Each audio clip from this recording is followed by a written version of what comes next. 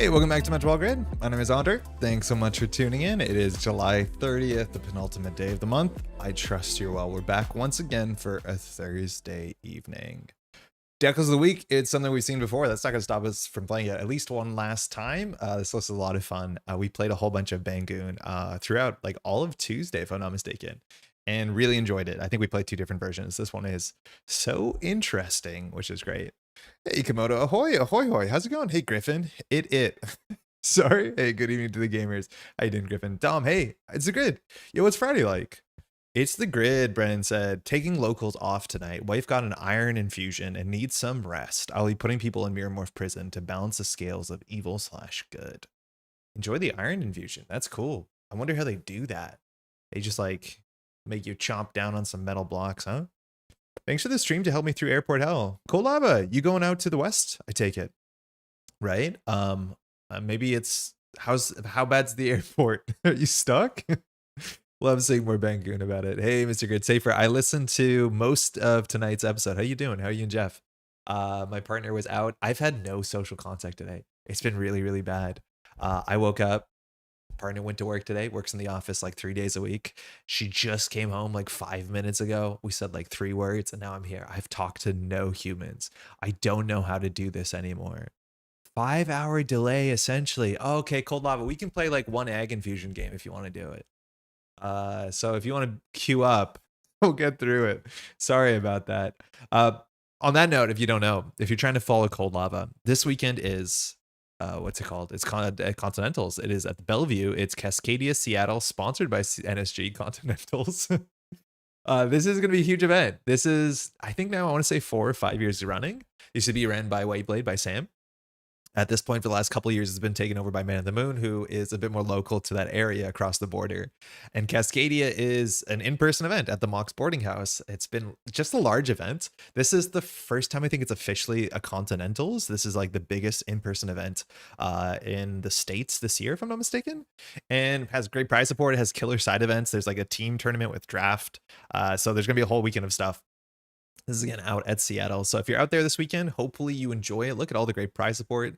If you're not familiar with netrunnercards.net, you can find it. It also will be streamed. I'm pretty sure we're going to be streamed on the Null Signal Games YouTube channel because it is an official NSG sponsored event. So it should be there. And yours truly will be joining for, I think, like 5 or 6 rounds of Swiss coverage on Saturday during Swiss rounds. So I'm looking forward to it, to being piped in remotely. If you're there, you're traveling. Oh, look at this. It's Ian, isn't it? Yeah, I'm pretty sure this is Ian who won the event, I want to say like 2 years ago. Let's see if this loads.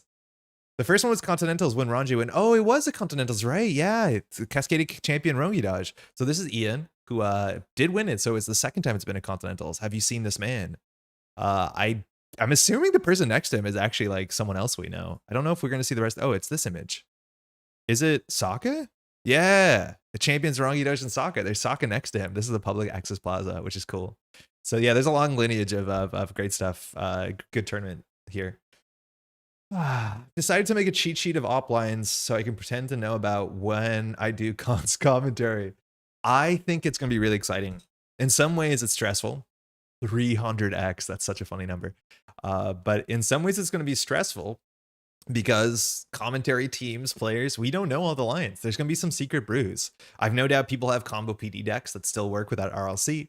We're going to see a lot of different op decks. Runners won't be prepared for them. They're going to blow people out in Swiss. You're going to have some interesting things happen. So we'll figure out together. I mean, it's good, exciting television when we're trying to figure out the lines. So yeah, it'll be good. Painting a fence and listening in. Noobs and nerds. Hopefully the fence is good. Yeah, glad you can listen live. It's not something I can always do, which is, it's nice. Hey, Misinformation. How's it going? Hey, chat. None of them, which is the primary reason I call for an op. None of them have BOX. Joel, how's it going? What is this one? This looks like a HANDGUN, right? It is a HANDGUN. When disaster strikes, this is from Mauricio Herrera. When Mauricio Herrera still does Netrunner art. It was doing Netrunner art, what is it now? 13 years ago, or when this game came out for the first time. That's really funny. HANDGUN, when disaster strikes. I don't think I've ever seen a formatting like this. Is this legal? Can you have your corp identity at the top? Like tournament legal? Because usually corp titles, no, I guess they are at the top, aren't they? Wait, that's easy to check. No, they are at the top. Never mind. It looks strange to me. There is rules about where like certain titles have to be and they have to replicate cards. I mean, that's really good fun. Very cool. Yeah, the prize support should be generous and should be a lot of it. I think there's gonna be a lot of people going. I think I don't know what the expectation is, but maybe 100 people would be sick. Anything goes for IDs. I think there's still rules, but IDs are more flexible. But there are still rules. Like you can have a tournament standard illegal identity. It's just like a lot of people don't care. The octopus on a boat is Thule.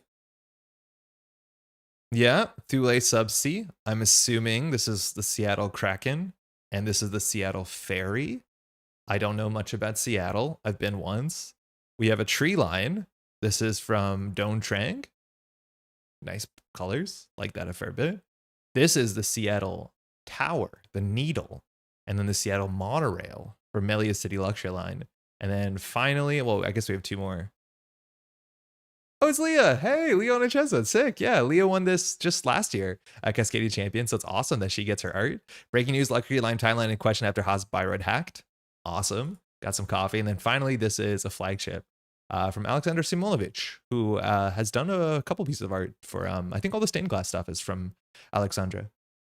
Potato ID was a thing I've heard. Yeah, but that was back in the day. That was FFG. You could do anything for IDs back in the day for sure. Hey, Zug, morning, Andre. Less than 2 months until I fly to Canada.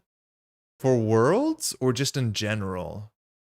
Worlds is way more than 2 months, isn't it? It's about 2 months. It's not up. The boat is a fraction of upsize. It's a tiny boat. Like you can walk across this boat in like 2 minutes. Like these windows are regular size, right? For Worlds, wait, no, Worlds is more than 2 months away. I think it's like October 10th.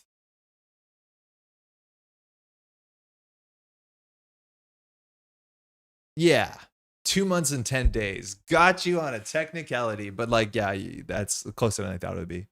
And if she says you can do anything as long as you have the rules text available for IDs. Oh, I did not know that. Okay, wow. So it's just only full arts, but they have to have the rules text. So I don't know what to say. Anyways, this is this weekend. If you're out there, good luck and have fun.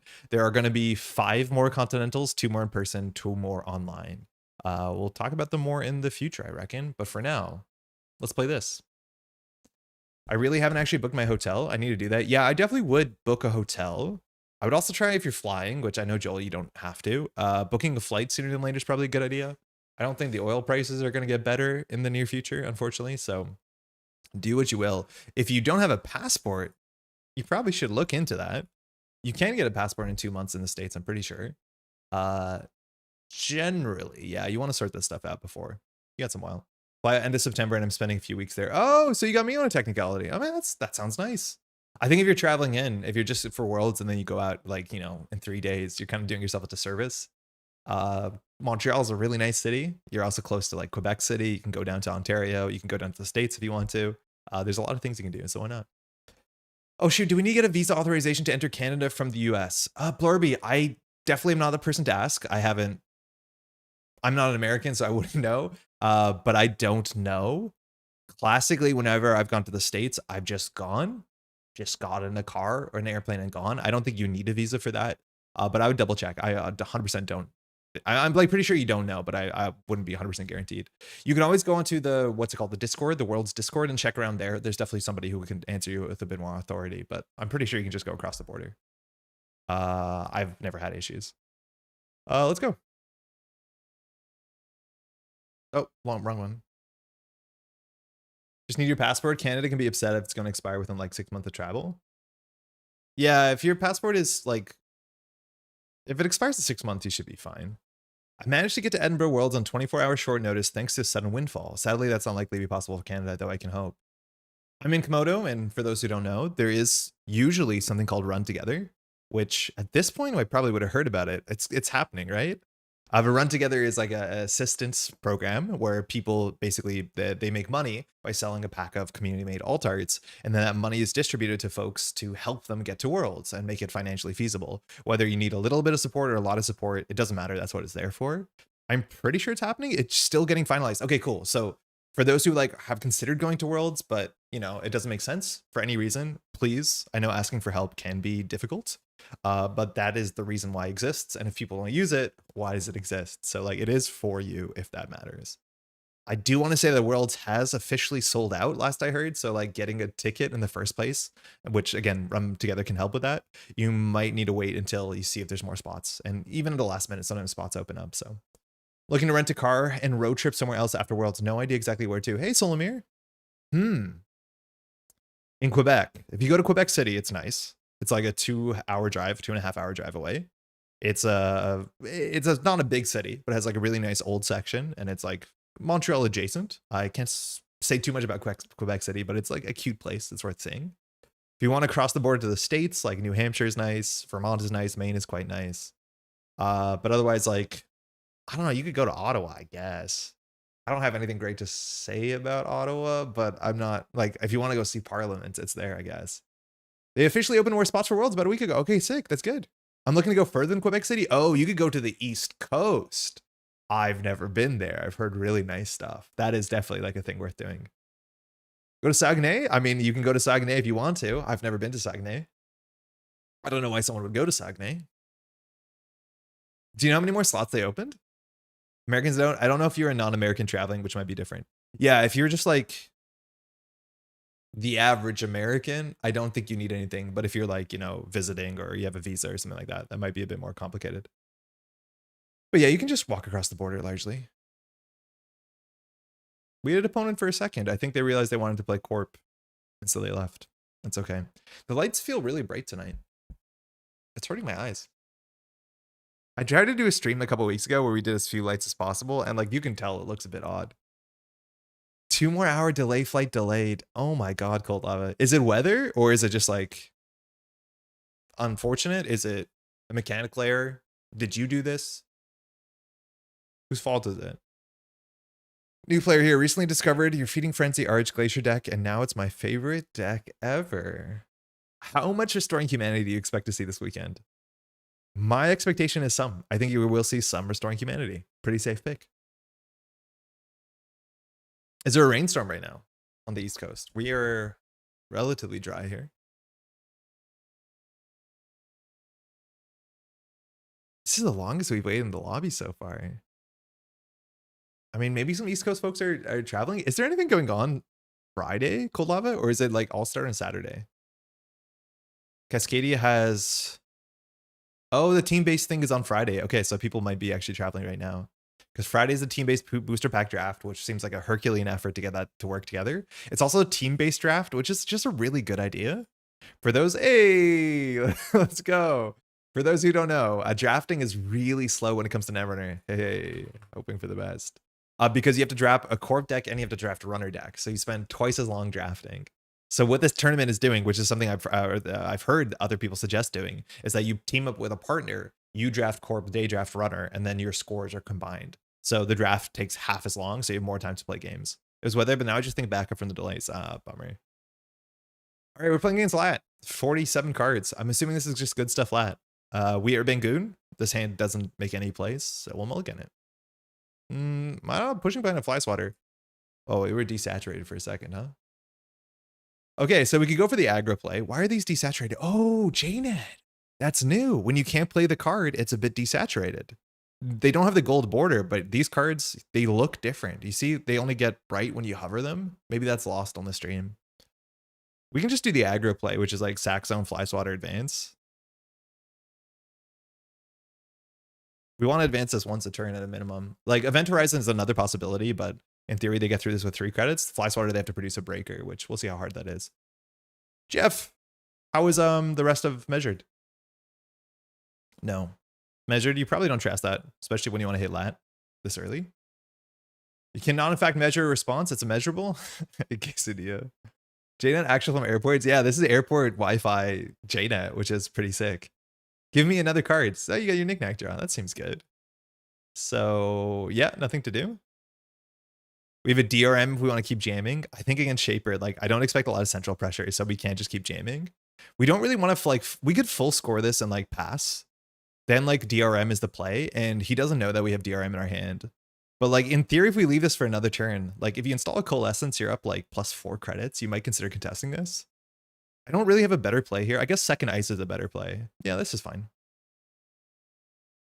And then I want to advance this one more time so that next turn we can do advanced DRM, install next sack zone, and get 6 credits on sack zones on a single turn.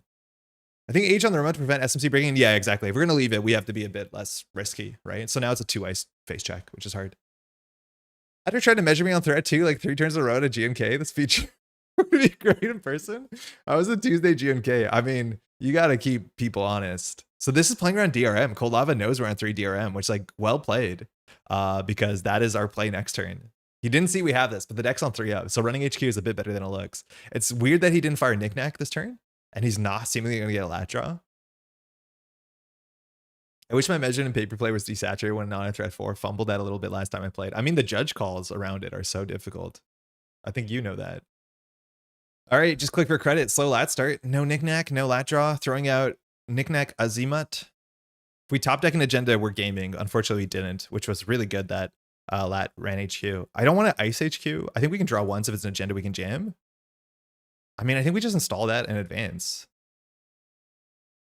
We don't have to score it. If we score it, we end up discarding a card. But like now this is a combo. This could be a Tucana, which we probably would have scored if it's a Tucana. And next turn we have an ability to click for 2 if we want to. We'll see if he stops running HQ. I guess he's going to continue running HQ. And the Malapert? Oh, okay, sick. The Malapert's going down. We could ping for 1 meat damage here, which means that you won't get lat draw. I think it's worth it. Hit a hush. I mean, it's better in the bin to simulchip. Malapert for 4. Oh, sorry, for 1 for cup, of course. So the meat damage did hit the lat draw. And running HQ every turn's been so good, but luckily we have the next best thing, which is server 1, and I'm going to continue advancing it so we can push next turn. I mean, this lat has been struggling to stay afloat.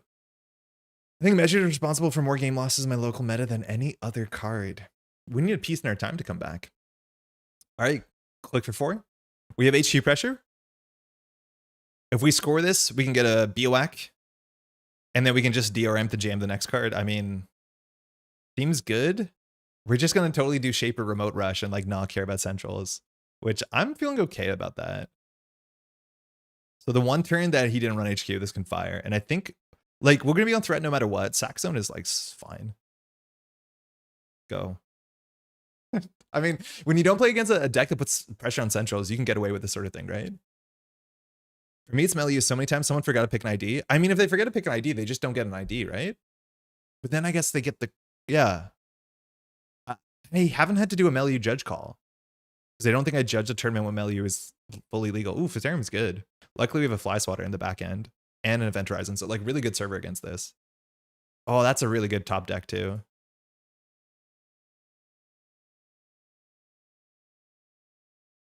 And at any point in time when you run, you have to deal with measureds, but our money's not like really there. Man, our hand being totally unhighlighted when it's not our turn is weird. If you don't pick up, you have your same flipped ID from before. Okay, Muse, creative, not getting lat draw. So Muse is really good. We could score the sack zone and fire Tucana just to get ice. So we can get an Event Horizon on here for a bit cheaper. Now we know there's a hush, but the problem is we don't have money. The Tucana can also just get like, well, I don't know what else we're putting in here. We need money. We definitely advance this once. The question is, do we just let it chill? And I think there's a chance we let it chill. Because if we score the Tucana, we can go get an Event Horizon, which is probably our best ice. It will be res for 1, 2, 3, 4, 5. Like very expensive on the server. We can just get ice on R&D. I'm assuming we're on deep dive, so an Event Horizon on like centrals is fine. He's jetting on an airport. Yeah, Daria, how's it going? Yeah, he's stuck in an airport now for a bit. We get like Spin Doctor to play around lat a bit. I don't mind Fly Swatter on HQ. We just definitely need to draw some money. This plays around DRM against, I guess. It also makes the Copulation look more tempting, which the measures he knows are in hand. With the Spin Doctor, we'll play around lat if necessary. Looks necessary. Okay, sick. Wow. Okay, so we have a lot of options. So Cold Lab has to play around double measured. We always advance the sack zone. The question is, do we res the Tucana? It gets an ice out of the deck. It gets an Event Horizon for 1. I think we do. We are on track to keep jamming. We can jam the green mail. We have a hedge fund to do double measured. I think we're good. Yeah. So we'll put this on R&D just to make deep dive a bit harder. And I think we'll do Greenmail Advance. We always just throw out this Biowak and not care. This brings us to 6. Wait, this wins. Yeah, this wins. Never mind. Yeah, that seems better. Yeah, I forgot that we're on 5 points. So like Cold Lab has to run right now. We have hedge fund double measured, but this server is actually going to be a bit tricky. If we res all this stuff, we might not have the money. All right, so we sold Daily Cast, good. BOEC for 3. Okay, so we can 4, 5, 6. We're down to 2 credits. I think we just res everything. Like we might not even pop this, but we have to either force a breaker or force 6 credits. In theory, you could break this for 3 and just let a program go. Like we know we have the Muse on Madani. The thing is, like, I don't know what you Muse for this.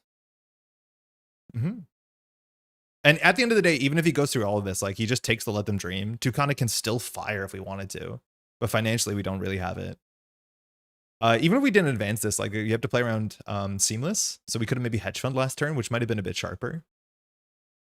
But Kolov is going to take 2 damage and then have a tag. This is the second knickknack, but Kolava probably knows that we don't have end of line, so like the tag's not actually super relevant. But we just, yeah, again, if your opponent doesn't put on pressure, you can just ignore centrals and do this, as much as we did put 2 ice on centrals. So yeah, this one's hard to deal with. You become addicted to banging and gooning? Ian, are you traveling this weekend to go pick up your face on a card? And yes, but I've always been. All right, so now the fly swatter's a bit worse.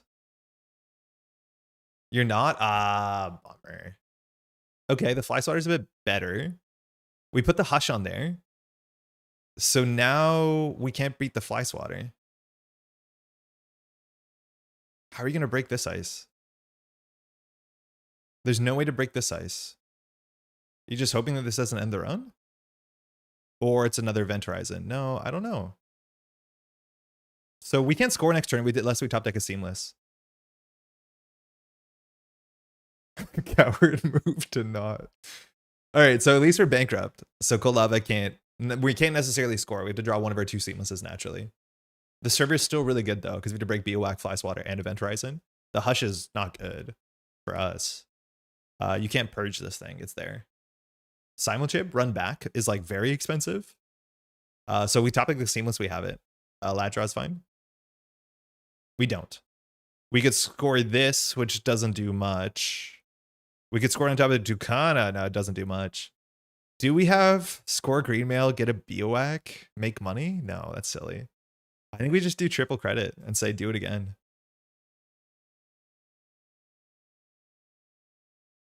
And then next turn we can always do hedge fund double measured if this goes poorly. Yeah. Yeah, I think it's definitely take 3 because like Cold Lava still has to deal with this and play around the double measured, and next turn we can afford the double measured. So he has 3 clicks now to deal with this. He can knickknack the Madani, no problem. He has Simulchip, so like he should be able to do something. But again, when he gets in here, it's still 2 meat damage and a tag, and it's still double measured threat. How do we double measured? Hedge fund? Oh, shut up. We can Tucana. No, if we had a green mail, we could make money. Yeah, we can't actually. We'll be okay. We'll be fine. He still has to deal with 1 measured.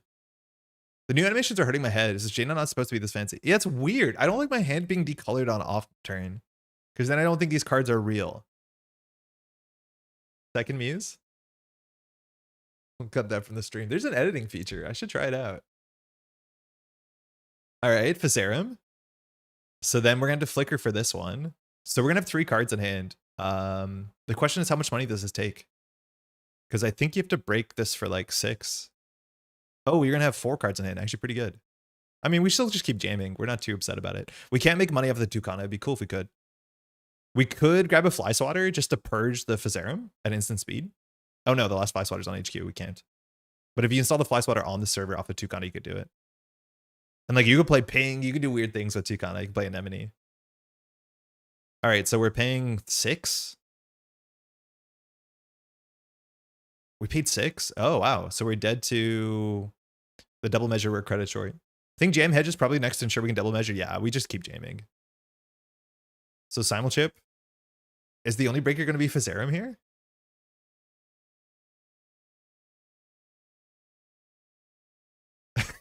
It's only Fizerums. I mean, Flyside is really good into that, usually.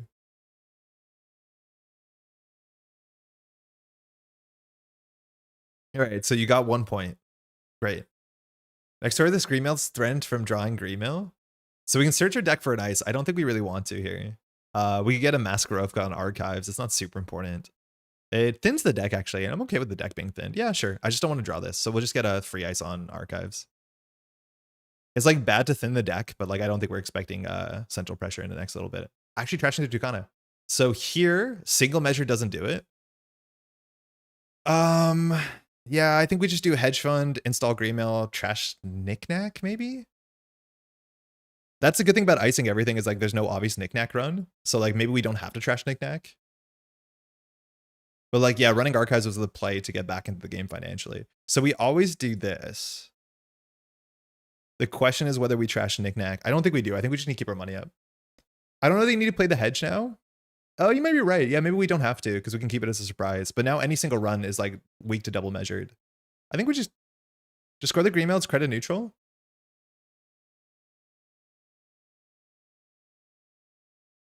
No, but I need to make a credit this turn so that I can threaten hedge fund. Like I want to threaten double measured. And if we score the Greenmail, we can't, right? Because we're still on 5. So we can't do hedge, measure. Like I think we need to do this so that he can't run. Like I think we need to end this turn threatening double measured. I don't think we're going to trash knickknack. I think we're going to have double measured. Hey, Davey, Nebula decks now have an over 80% win rate? Yes, in the last meta they did. And I think a lot of people realize there's not a lot of criminals, so you can just like fast events out. And it's unfortunately true. Not something I enjoy, but it seems good. Rip too big to fail? Yeah, we have the other one. They cost 7. I don't know why double measure threat matters. I don't think the Ritter can make a run next turn. Oh, we should have cracked this. Damn. Oh, wait, no. I have to ask for access. We should have cracked this so that he can't make a run. If we just eliminate this at instant speed. But he has to jack out. Oh, wow. Okay. Well, now you die to double measured. Because now he's made a successful run. So now he needs to play a 4 credit econ card. And he's played already 2 sure gambles, 1 creative. Okay, he has it.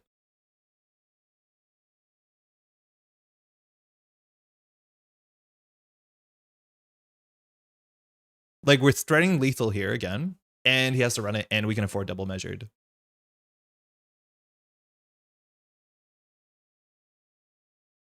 I think we'll just crack this so there's no easy server to do knickknack. I'm going to put back a hedge fund and an event horizon, I think. That might have been right to do last turn. Yeah, pop spin. Yeah. We should have maybe wanted to consider doing it last turn. Ooh, we're going centrals. Okay, so this is a deep dive play. We can see 2 points from hand. We can trash the measures. If we res the fly swatter, it stops the runs.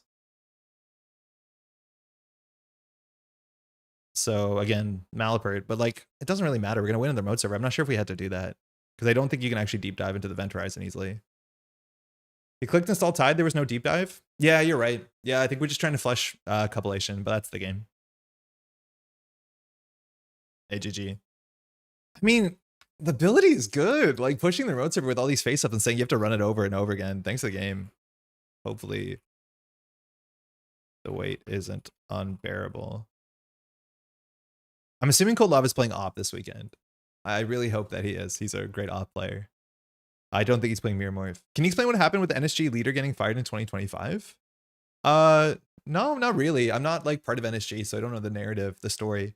But that was Kevin, and Kevin was just like NSG decided that they were better without Kevin, and so he was let go. I think the way that he let him go, I think, was a bit strange. And then they didn't put out like a communication about it, and then he put out a communication first, which like you probably shouldn't let that happen in the first place. Hey, Kolava, good game. Yeah, we didn't really have to res into HQ. I mean, it would be fine no matter what, because like this server's not getting contested. It's cool that purged the Fisarum out, but there's no pressure to get in at that point. Like the worst case would be that you get in, you cup, and you steal like 6 points, but it's not very likely. MM is hard to play with Doomrig Lou in the HB Ice right now. HB needs PD combo to stay viable right now. IMO. Yeah, I wonder if people are still going to play like straight Doomrig Anarch if there's less, you know, Glacier. I still think there's going to be some restoring the humanity Glacier. We're Corp. Let's do one more. They're not very fast. Oh, not very short, excuse me. They're not very long, is what I'm trying to say. Rather have no HP than have combo PD. Yeah, I'd rather have a combo PD that allows for more interaction points. And I think you're going to see some combo PD. I think it's a deck that people can quietly cook and have something that's interesting. It's the sort of thing too that like, especially people that know about it, can do really well at a given tournament. And then maybe in the future, once you realize what it can do or open deck list, it can get a bit worse. But I don't know. I wouldn't say there's a zero chance you're gonna see combo PD. I don't know that Doomrig Anarch is going to flop flood R+. I don't know. From what I've heard from people, I don't think anyone thinks R+ is particularly compelling right now. But Doomrig Anarch is not bad. Like I think a Fermenter beats a lot of R+. And like, I don't know. Seb is meant to be really good into that sort of horizontal gameplay and not bad into R+. So I hope to see more Seb. I expect to see more Seb. We're going to be playing Seb later today. But I think Seb is like, unless Seb has a terrible op matchup, which like, I don't know. I don't think that's classically meant to be that great. I think Seb might be the best thing to play. It was the best thing to play last weekend, if you ask me. Doomrig Anarch beats most mid-range. You have to at least have a plan into it. I don't know if that makes the cut this weekend, though. I disagree. If they include a Solidarity badge, it does a lot of heavy lifting in that matchup. Yeah, I want to play Lou into R+ for sure. Our assets, yeah. I too expect Seb and Op. Yeah, I expect a lot of Seb and Op. I don't know how Seb into Op plays out. I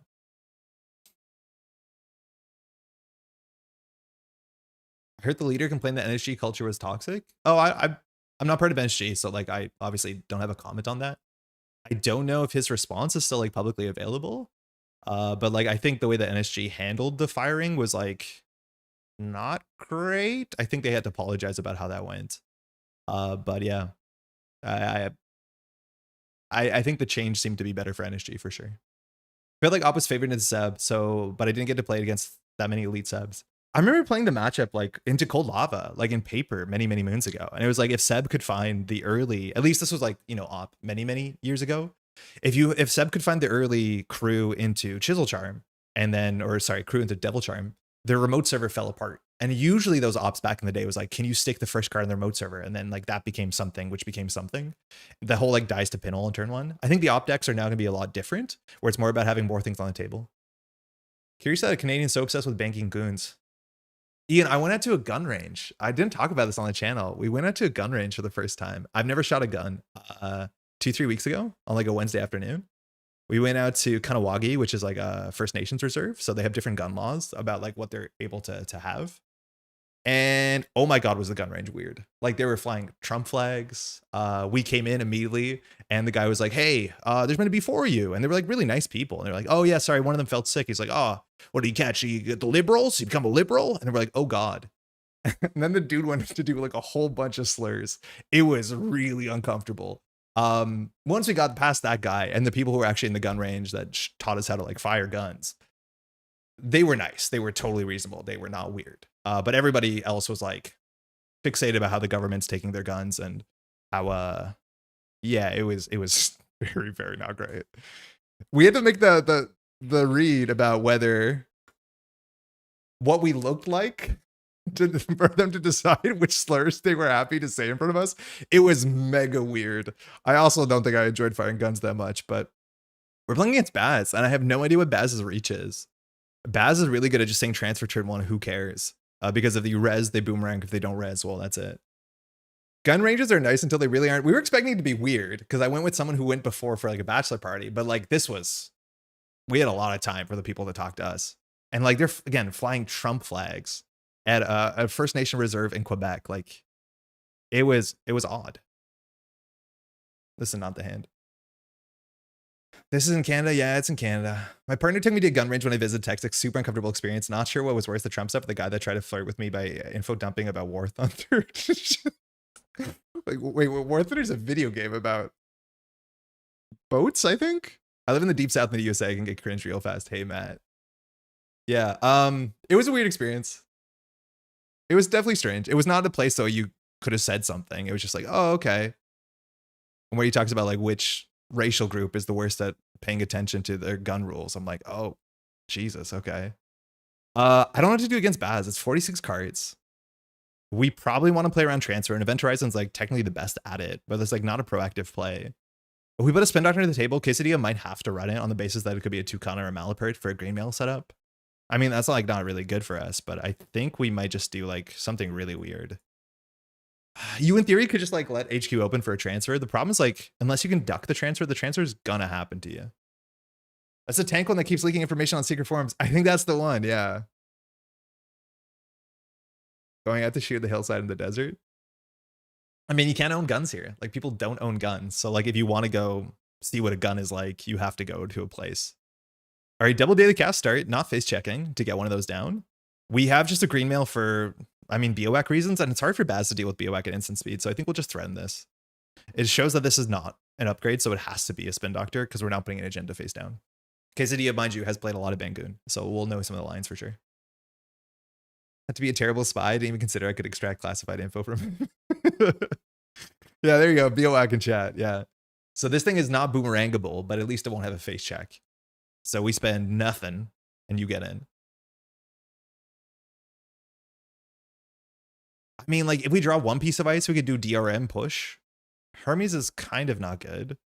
I'm going to raise the spin so it can't get bounced. That's funny. Oh, that's the worst one to hit. Losing a 2.0 of Essentials is usually a death sentence. Oh, God. Oof. That was a 1 in 7. Ow. And it turned off of our DRM. What did you shoot? That's a good question. We shot a Shadow CZ2, I think, a handgun. We shot a Taipan, which is kind of like a pump bolt thing. And then we shot some sort of like sniper that was in 302, I think. That one was the most fun, I think. I did not like shooting a handgun. Every time I shot, I'm like, I just want to put this down. This is way too loud. Yeah. Hey, it's Thursday evening when that happened. I'm biblically late. How was your meetup on Tuesday, Lucy? I mean, I don't know what to do. We don't have a lot of options with this hand. We probably just get another Spin Doctor and say, like, who cares? Okay, that's fine. We need to ice HQ because of the DRM, and we can put a mask up. We could throw the petty cash out, I guess. Putting a Tucana behind the mask is good too, but we'll just eat a transfer. We can't duck a transfer. I mean, playing ground transfer and Barry is like so difficult. I don't know if like, I don't have enough Barry reps to know if they just have it sometimes. But if you have boomerang transfer turn 1, it's like if your ice can't duck it, you're kind of cooked. You say that you didn't like shooting the handgun. I thought you liked this deck. Arcus check sick. Yeah, okay, cool.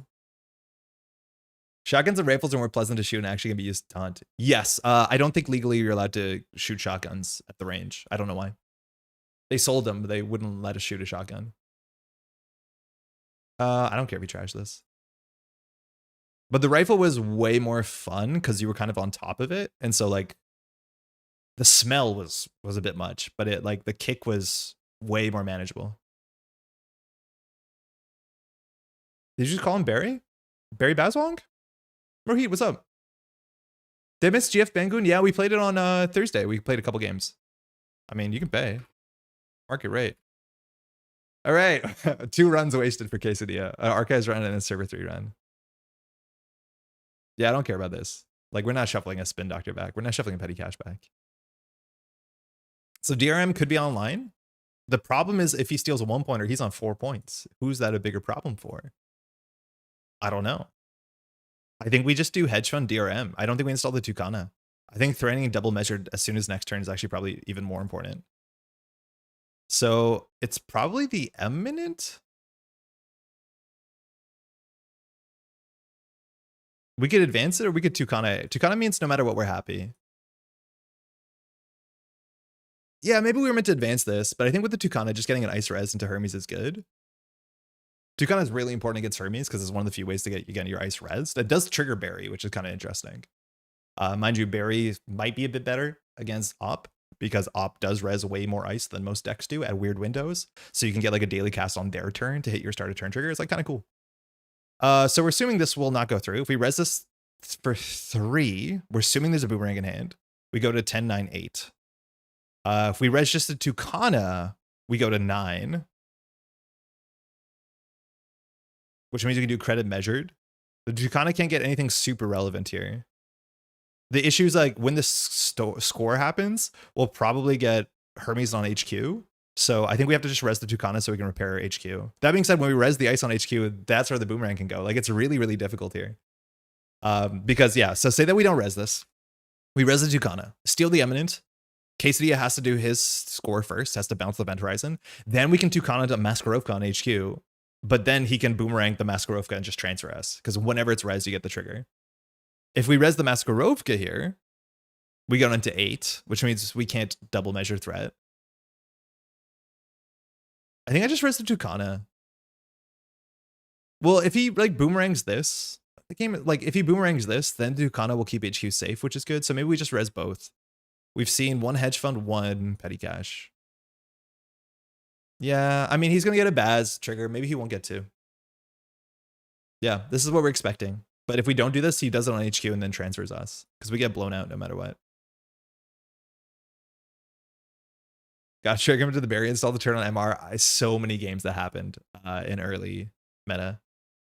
All right, so Tucana can fire here. You need to get an EH on HQ off Tucana. You really need to stop a transfer. Yeah, it costs 1 more credit.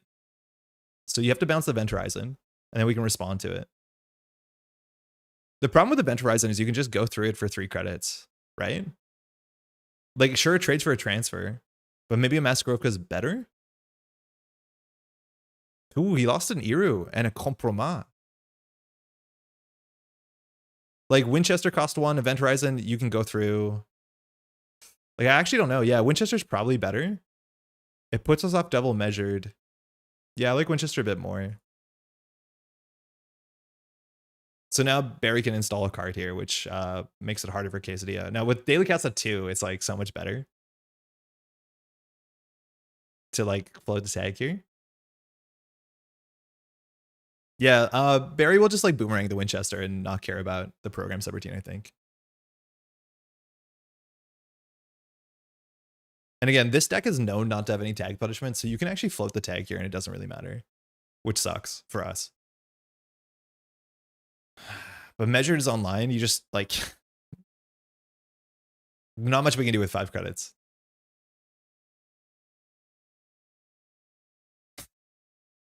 Up to you. Come for the spin doctor. I mean, we're so far behind that I don't think you want to take risks. Like, I don't think you need to take risks. Okay. BOAC lets you double measured and stuffs the transfer. Oh my god, London, you're right. We could have gone for the BOAC. The double measured threat doesn't actually matter. But yeah, if we went for a BOAC, we would actually make money off of it, which is like always super. We make 3 credits, I think. So I don't actually know if we can.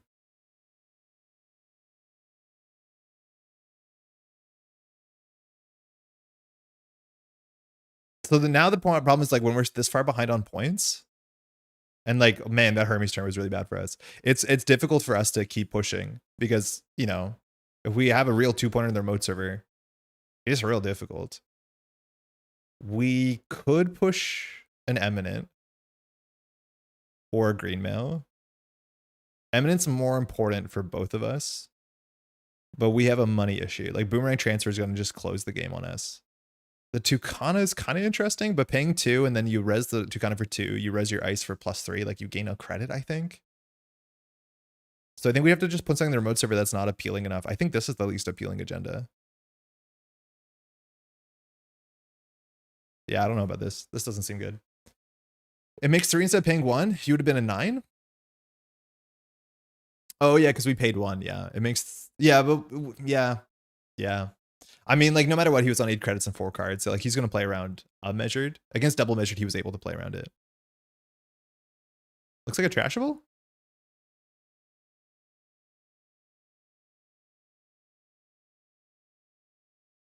I don't know, Malapert maybe? Looks like he's giving us the screen mail. At least now he's a bit locked. Like he can't play tags. Wow, man, even this hand is grayed out. It's so weird. Like this is not what the card backs look like. This is new.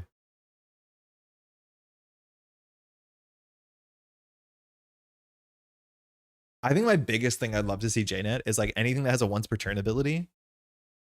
If it could be obvious if it's fired.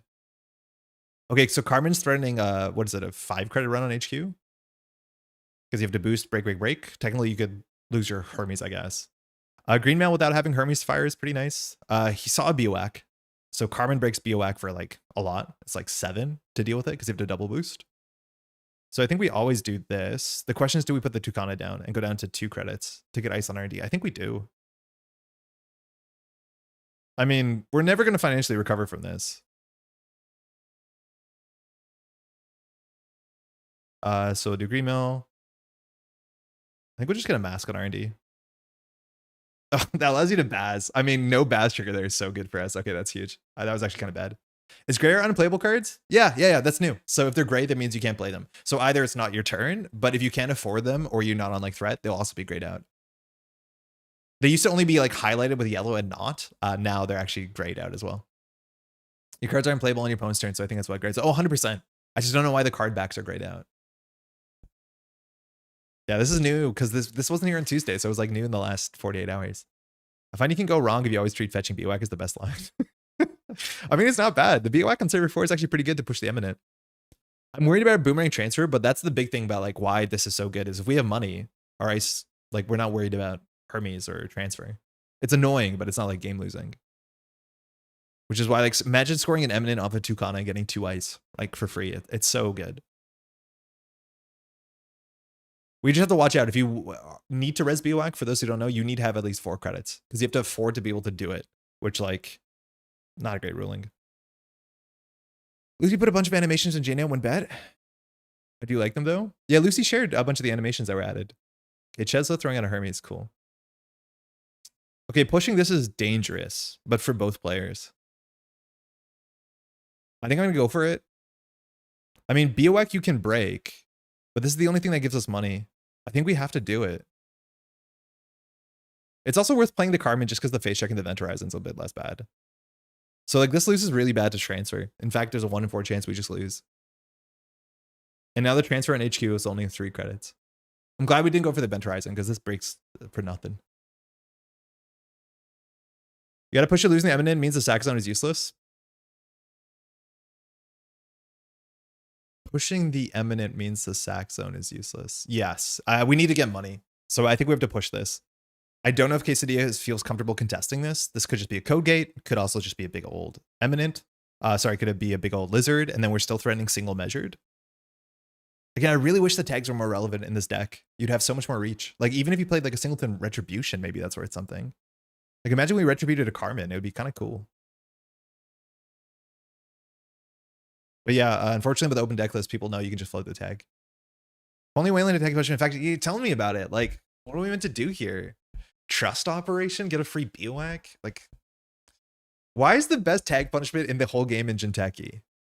I think the best tag punishment in the game is Jinteki. It is Unleash, period. Single end of line? I mean, you could. Single end of line is like maybe more reasonable. Especially because it does work with measured. But there's a chance that like Unleash would be better if we had it in faction. It's after the Wayland has better tag punishment than NBN. I mean, the NBN tag punishment is good. It's just not single tag punishment. It's really good tag punishment. But like the only tag punishment that's worth playing around is 2 tags. I don't know. Unleash should be sick. Raising a Bioac for free. Trashing an installed card. I mean, that would be better than Retribution. It's a bit more situational though. HB needs more interesting tag punishment. No. They need to remove HB. HB should not have ways to give tags or care about tags. I do not care. It shouldn't happen. Would you unleash Lizard? Yeah. Or you can even unleash like a subroutine that trashes something. Like you could do an Event Horizon, make them pay 3, but it would be a Lizard for sure. I mean, I think we just score this. Quesadilla didn't do anything. This is expensive. We can go get a card. This lets bury fire. I don't think we go get a card here. I don't feel comfortable leaving it. Usually we leave this in the server so it can give us more credits. But I don't think we search R&D for an ice because it allows Baz to trigger. Distributed is a curse card. Yeah, it's a sort of card that I don't think should exist in the game.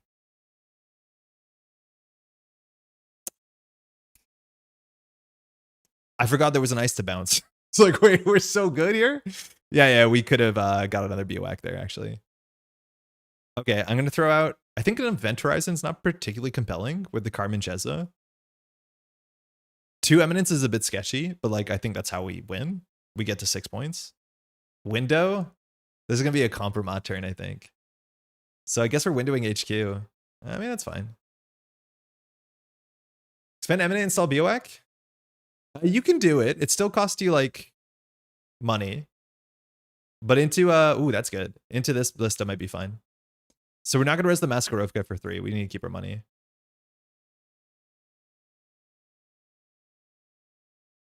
Hey, Tony, how's it going? Finally catching an Netrunner stream. Man, last night was heartbreaking. I honestly like felt really bad. That hasn't happened before, but I just didn't feel good. I left that stream being like, oh, I'm disappointing. It was weird. Reprint friends in higher places with added text play only if the runner's tagged. Yeah, that's good. That's actually like reasonable. I'm into that.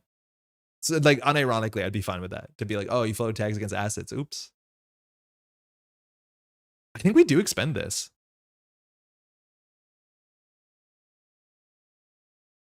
We have to watch out though, because we know that he's on Windows. So like Eminence, not like, sorry, BOX is a bit sketchy. But let's just try it because it's fun. This actually makes money. So we'll expend, install this on server 4. We will use its text to forfeit a green mail. We actually make money.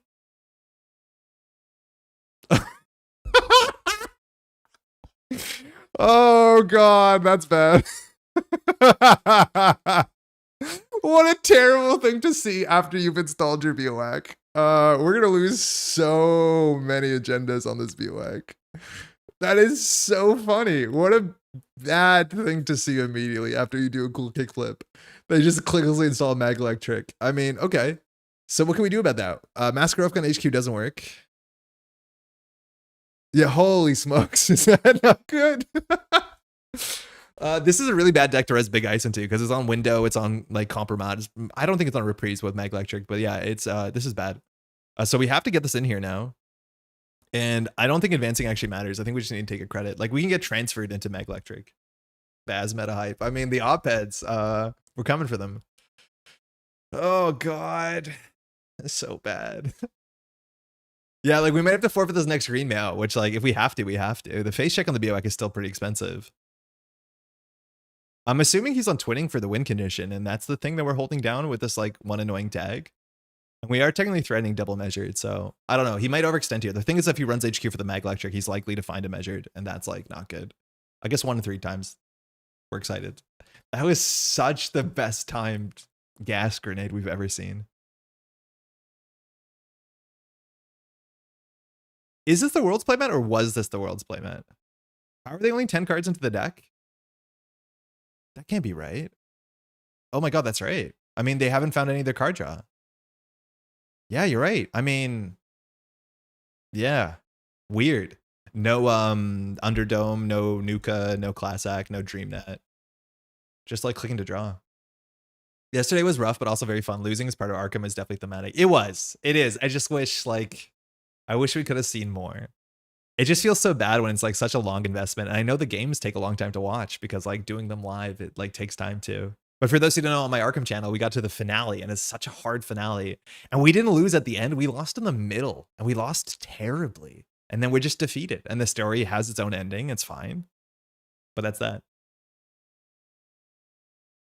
Criminals famously the click to draw faction. I mean, classically, but modernly it's more like spend 6 influence on Nuka, 3 class act, and then you're doing okay.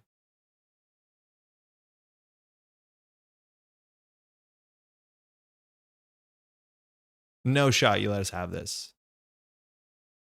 He's letting us have this? That's 2 ice rises. No shot you let us have this. I mean, what are you doing last click if you're not letting us have this? Final scenario Hemlock is like very long. Arkham turns out it's kind of hard. Not only is it very long, it has like a 2-parter for like no reason. You have to set up the scenario, which is 6 turns, which has like no narrative repercussions, at least during the like main path. And it like can be over in like 4 actions if you're really aggressive. And then you have to set that up, do it. Then it gives you a window to upgrade your deck, which is annoying because if you went to someone's place to play, you don't have your collection on you. Wow, we're getting this. So you can be on server for the Candiras, both of them.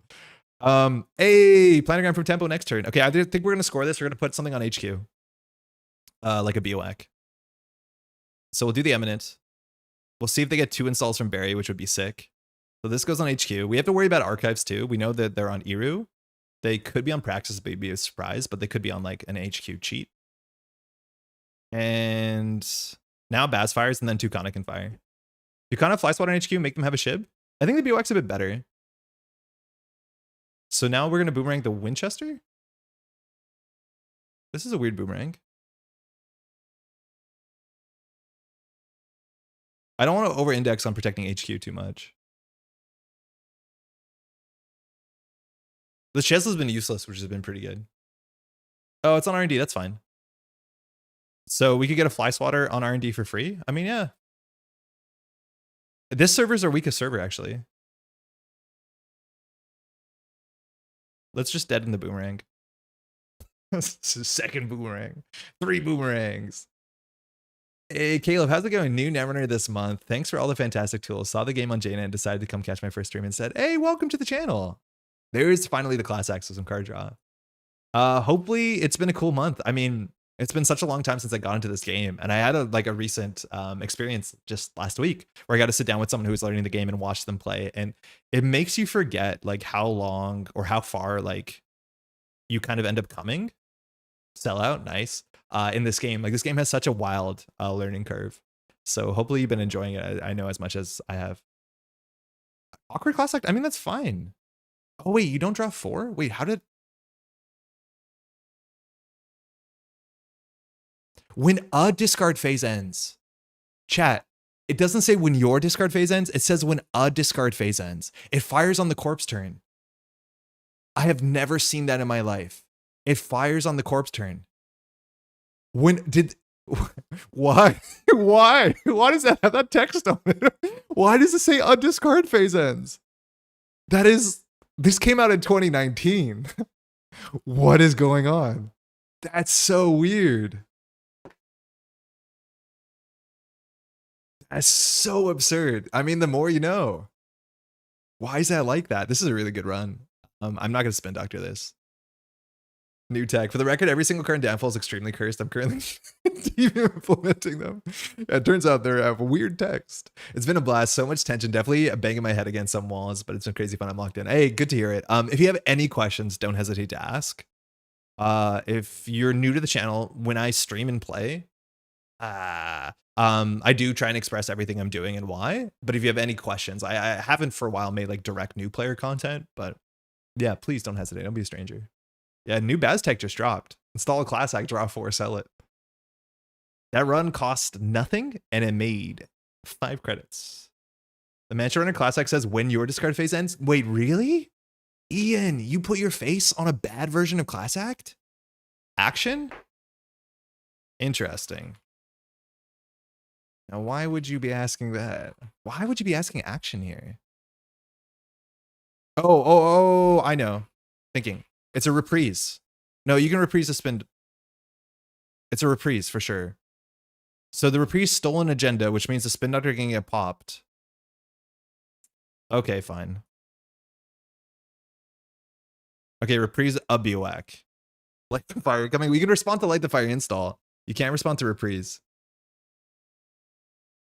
It's funny how you can ask action if you stole an agenda and get a spin doctor popped. Yeah, there you go. Yeah, this is a line that he's very kind of asking for action. So, yeah, I mean, we played a triple BOAC deck against Reprise, Mag Electric, D-Res. I mean, we still have a chance. It's not a good one. So you return a card to hand, which was expensive. Don't want to ramble about Arkham, but I did my Lola deck today. It was actually hard. I had to make so many hard cuts. I almost wanted to go over 40 cards. I hear you. Interesting. Yeah, I hear you. I imagine Modern Lola is a bit interesting. Should just not run it. Yeah, no stress. Let's go.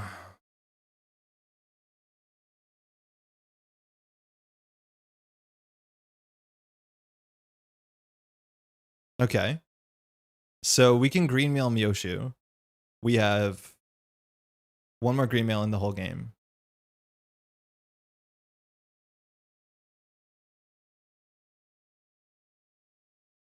But if we put this in server 4, it looks like a spin doctor. I don't think it actually helps us. Notably, this is remote server only. I installed this on archives once against ESA in a paper casual tournament. Felt really bad. It was against a new player. It doesn't fire from archives, turns out. Look at you grayed out, Myoshu.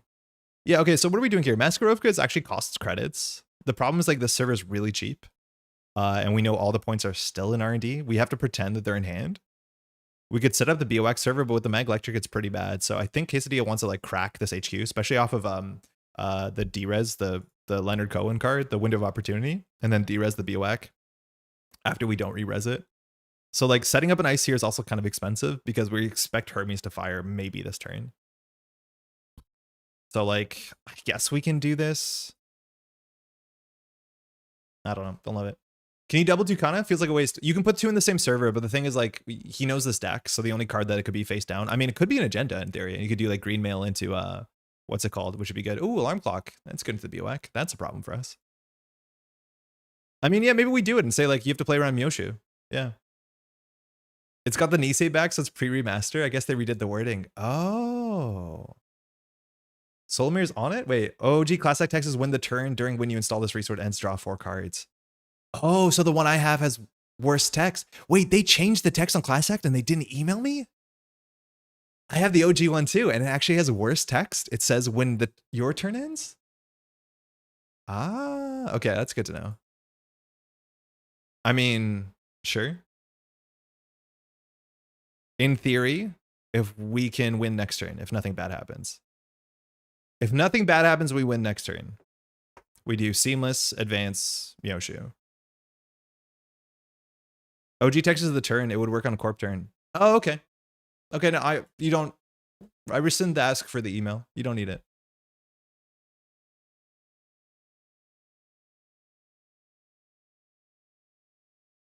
Half the Netrunner streams contain 30-minute Arkham tangents. And the streams where we have a 30-minute Arkham tangent are good, and they're usually labeled. But I do appreciate those. I like talking about Arkham for people who don't know about Arkham, because it's a good game.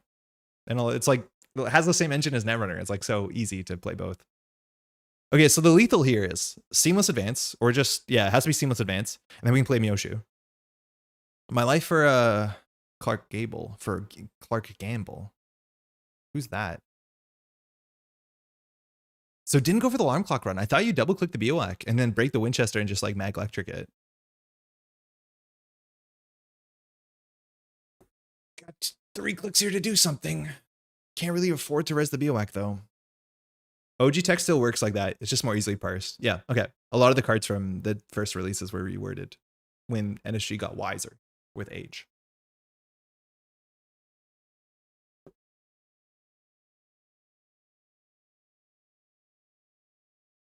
What are you doing with that last click, bud? You doing anything cool with that last click? Found the sure gamble? F. So we're running now. So we res the BOAC. The BOAC has to be dealt with. This costs us nothing to res. The BOAC will be dealt with for a Carmen for 2, 4, 5, 6, 7. Right? Then you have to break the mask for 10. So you're down to 4 credits. So you die to double measured. I think we have it here. Is there anything if we res the BOAC, it's a disaster? If we res the BOAC and you get a class act, it's a disaster. Because then you'll be on 8 cards in hand. Yeah. To class act here off the res is really bad. Even if it's a, what's it called? It's fine. If it's an underdome. Man, I'm thinking. Yeah, those are bad.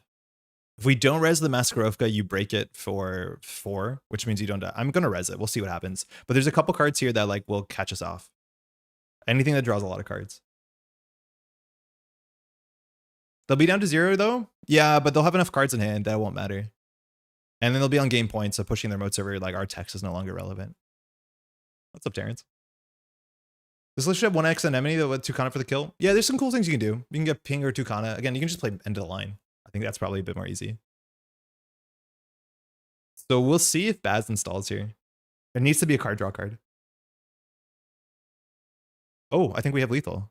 Unless we have steel skins in hand. Sleepy, but otherwise good. I mean, it's almost the end of the week.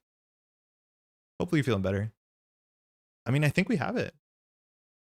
Arkham is incredible, was my go-to for years. I've been on a break, been going hard on Earthborn, but Arkham's use of mechanics deliver theme is so good. That's why Netrunner hooked me. Yeah, that's also, I just know so many more people that got into Arkham from Netrunner. I don't know that many people that got into Netrunner from Arkham, but like, it's the same engine, right? Like, they took it from this game.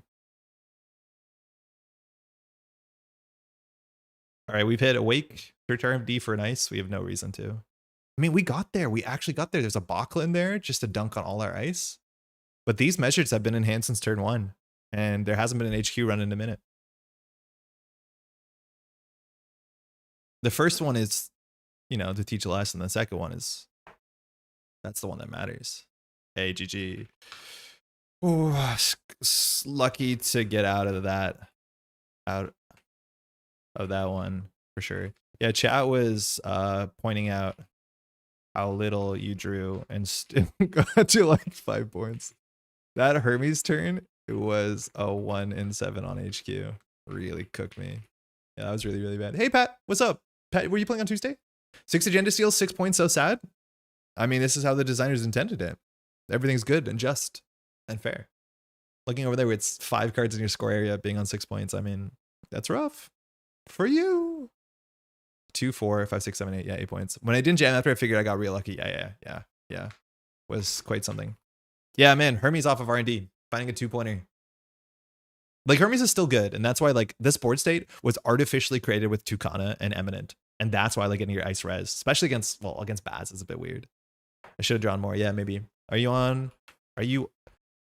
learned that class act works on my turn, which is so rad. Yeah, Quesadilla is a big Bangoon head, so this is the good outcome no matter what. Yeah, class act working on my turn is incredible. No idea that technology was there. Yeah, that's rad. Hey, cheers. I don't know if Quesadilla is on Underdome. I played Arkham a bunch before Netrunner, and the similar engine plus narrative focus but asymmetric is what really hooked me. Oh, there you go. I got measured just today, in fact. Ah, one of us. I find Earthborn a frustrating game that I played, nonetheless think of often and want to play again. I'm kind of there. Like, I don't want to FUD on the game because it's really cool, but it is a game that when I play solo, I usually get frustrated with it. I do think I need to play the new expansion, but it's always taken a backseat to some of the other stuff. But yeah, it's like always slightly annoying, which hurts. Arkham is somewhat asymmetric in the PvE nature. I guess so. Underdome can't trigger on the corp turn like Class Act. Oh yeah, that's for sure. Underdome says when your turn ends. But like if you install the Underdome off that, I think you still die if you install the Underdome Quesadilla on that last run, because I don't think there's enough cards in hand. Did you have 3 measured there? Just 2. I had hedge fund double measured. We drew the hedge fund. And we had nothing else to jam. I don't think. Good game, by the way. Boo, why not copy the Class Act text? That sucks. I mean, none of us knew what the Class Act text was in the first place. Is now running DB down? That's not good. We need that. We need that for deck building. Finally approaching the end of the campaign, and I feel like the base campaign is like only 60% of its potential. I mean, should this be an Earthborn rant? My issue with the base core set of Earthborn, it promises you this world of like, you know, go out, do whatever you want, meet people, do stories. And then every single story is structured the same way. It's like, hey, I need help. Can you do the thing? Here's a reward card. And then when you come see them, they're like, hey, remember that time we got help? And there's no branching decisions that are like a more holistic response to how you interact with the environment, right? Like, it's so surface level. It's like nearly as surface level as it can be. You go to a place, you talk to them, they say, do you want a mission? You say yes. They say, can you bring me to this place? Or can you collect 6 of these things? You do it. They say, here's your goal. And the next time you say it, they said, did you do the thing? And they say, yes. And that's it. I don't know. It's like meant to be a rich world. And it's like the most, you know, RPG builder sort of thing. 60% is the right number. Yeah, I think the core game is flawed. But the campaign itself was, oh, Andre's now explaining my exact point. Yeah, it's like so repetitive. And like you want whimsy and you want discovery. But then everyone you go to, it's the same loop. I wish it was something cooler to be like, oh, we've now opened up a new location or like a new way to play the game. It's always just like, here's one card. And sometimes you can't even play it because you're not a shaper or whatever. Having more played like 3 sessions and I'm dreading more EB sessions, probably just going to drop it. Yeah. I mean, it's still a cool game and it does like, I had so much more fun playing it 2-player than solo. And there's a lot of games where that's the case. Like, I don't think I would play Arkham Horror solo. I only would play a 2-handed solo from now on. And there's a chance that that's the thing with Earthborn. Because the cool thing that Earthborn does is that it sets up an environment. So the idea is when you come to a location, you draw things from a deck, and the things from the deck aren't like enemies classically. They would be like, you know, you have to deal with the weather and this animal and this flora. And now if this like these carrots are in front of you, the pig over there is now attracted to you. But if you do something, the pig will come in the way, and then this can hit this like rock slide that will hurt your teammate. And so a lot of turns can be way more interesting when you're interacting with the environment. But when you play solo, you don't draw enough cards from the deck to ever see these sort of like emergent, you know, there's a good word for this that they use in open world games, but that's sort of like gameplay that comes out of the systems organically happening. It's not like prescribed. It's just like, oh, this interaction has something interesting to play around. And in solo, you just don't draw enough cards for that to be interesting. And then there's a lot of times where you enter a location and you just leave it on the same turn. It's weird. It's very strange. 2-player, 2-handed solo is the best way to play. True solo never removes a big part of the game. Exactly. I think the issue with me is if I want to enjoy Earthborn, I have to sleeve up to what are they ever called? Rangers. That's cool. Hubworld Eidolon looks like a cool game. It's heavily inspired on Netrunner. Hey, Thea, how's it going? I only played one game of the early demo with Pat, who's in chat, and I don't think I played enough of it to understand the game itself, but I'm excited to see more of it for sure. I do think that the trading action system has always been a bit tense to me sometimes. I kind of like having my whole turn, but I'm definitely excited to see what they do with it. I think for me, EBR works for me for my way in which I'm able to play on my own journey and the way in which the world reacts to me, especially at 2-handed solo. Yeah, Caleb, the way that the world responds to you in 2-handed solo is like way cooler. In single-handed solo, it's not like that interesting. Okay, so I wanted to grab a deck. NetRunDB looks like it might be down. So what we're going to do is use jntechie.net to build a Seb deck. What's up? We played some Bangun. It was fine. It was fun. I'm an MMO player. I've been thoroughly enjoying ER. Yeah, it's the MMO structure. Like, go do this. Here you go. And it's like, man, I thought the world was going to be more interesting than this. I've done enough dailies in WoW to enjoy EBR. I mean, yeah, it just feels like doing dailies. It's strange. Okay, I guess we're going to build in the Netrunner. It's a JNet deck builder, which like I've mostly tuned decks in here. I don't think I've organically built a deck. Let's see how hard it is to build a sub deck. I'm assuming it's pretty hard. Constrained creativity, but the constraint is that what cards you can remember exist. Exactly. No searching. See on the other side of Cascadia. Quesadilla, I assume you're going. If you are, good luck, have fun. Hey, we're back. Okay, saved. Okay, cool. That was just enough time for an EBR tangent. I have the whole EBR expansion, and I got some more expansions as a birthday present. I'm like very thankful for that, but I have to give it a shot. It's been a minute. I'm enjoying current Seb as a container for Madani virus sabotage. Whoa, impish. Interesting. We never actually gave the Madani sabotage deck a shot on this channel. I think there's a bunch of ways to do it. I don't think I would reach to Seb, considering Seb's text doesn't seem to interact with any part of that engine, barring your sabotage connection is a connection. I'm judging. Oh, sick. Have fun. That's awesome. If you want cards from Ashes or Borealis, I have an alternative deck for you. Okay, so this is the list that Nervous Nightjar won the online America's Continentals. There was like 40 people coming out. It was a big event. This is what you'd expect Seb to look like. Actually, no, not even. I assumed Seb was still in buffer drive. We're on Audrey, but no buffer drive. We're definitely not on Ashen because that got banned out, but I assumed that you just played 2 buffer drives and called it a day. But instead, Nuka is actually pretty cute. Getting some click and press card draw is good. Seb is kind of card hungry because you definitely need the right cards in the right hand to do the right thing.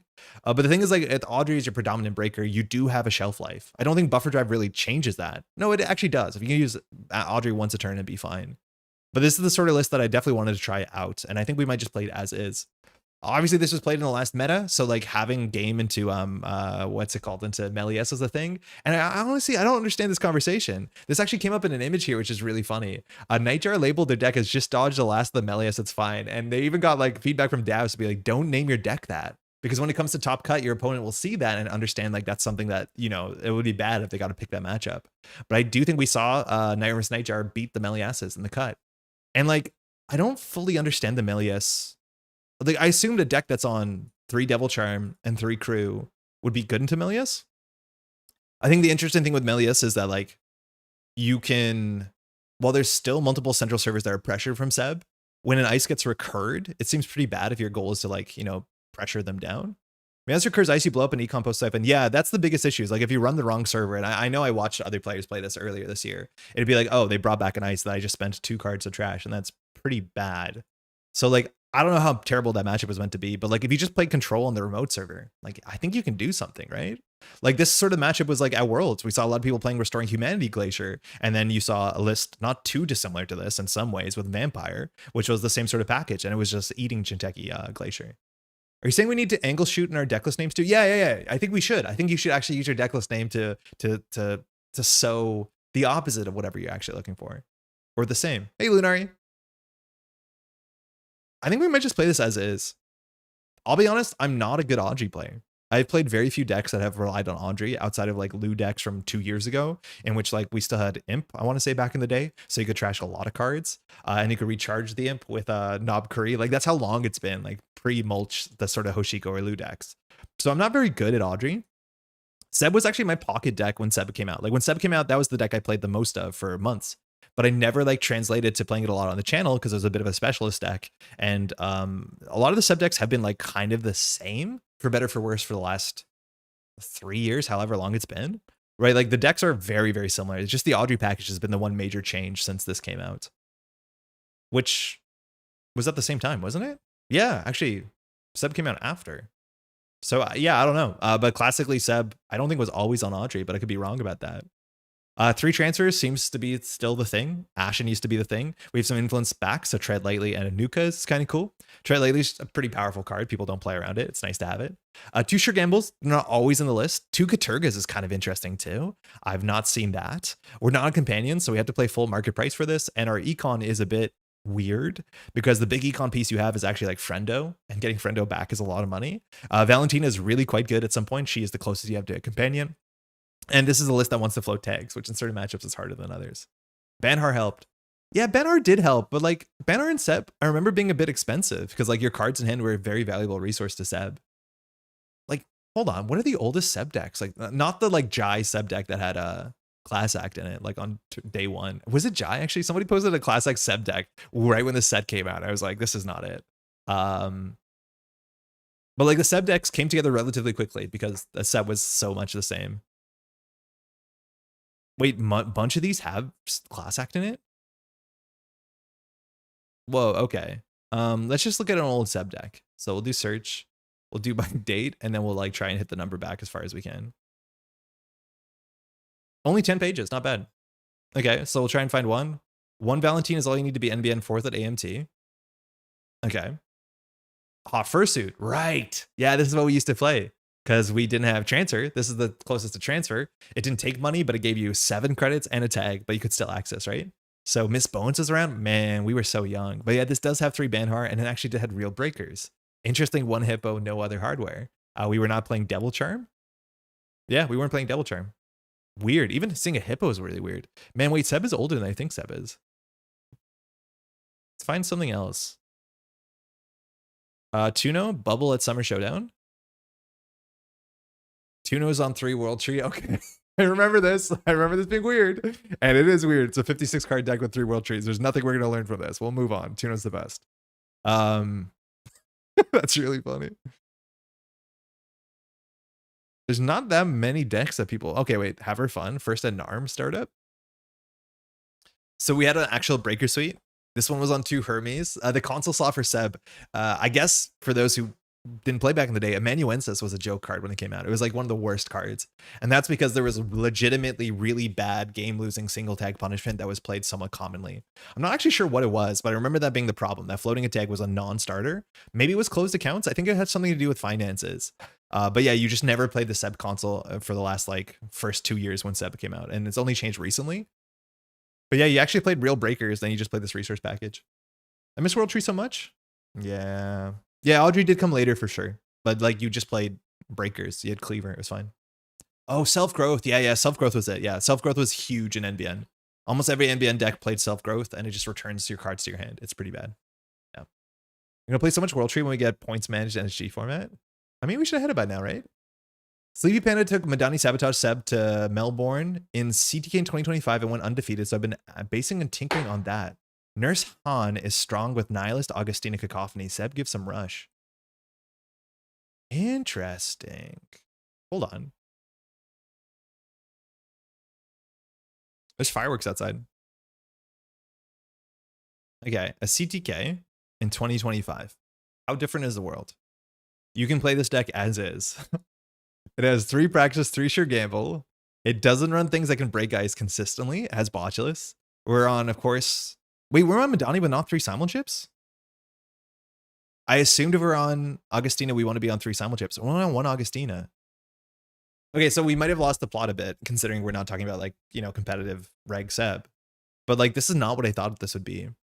The Nihilist kind of works. I mean, it does the things that you want it to do. It does pseudo sabotage. This card is not particularly great. A lot of people don't know the text on it. We have 3 Nukas for card draw, which we need. Madani is very card draw hungry. But I'm surprised we're only on 1 Augustina, because that is like the thing that makes this deck do anything. Because if you don't have your Augustina, you're installing your viruses are just kind of useless. So that's kind of surprising to me. I haven't read the write-up. Obviously, the write-up will say something about it. We have a single climactic showdown. Like, there's some really weird cards in here. But the ones that I was thinking of are like Madani, and then we do Augustina. And so I remember like host decks that were doing this.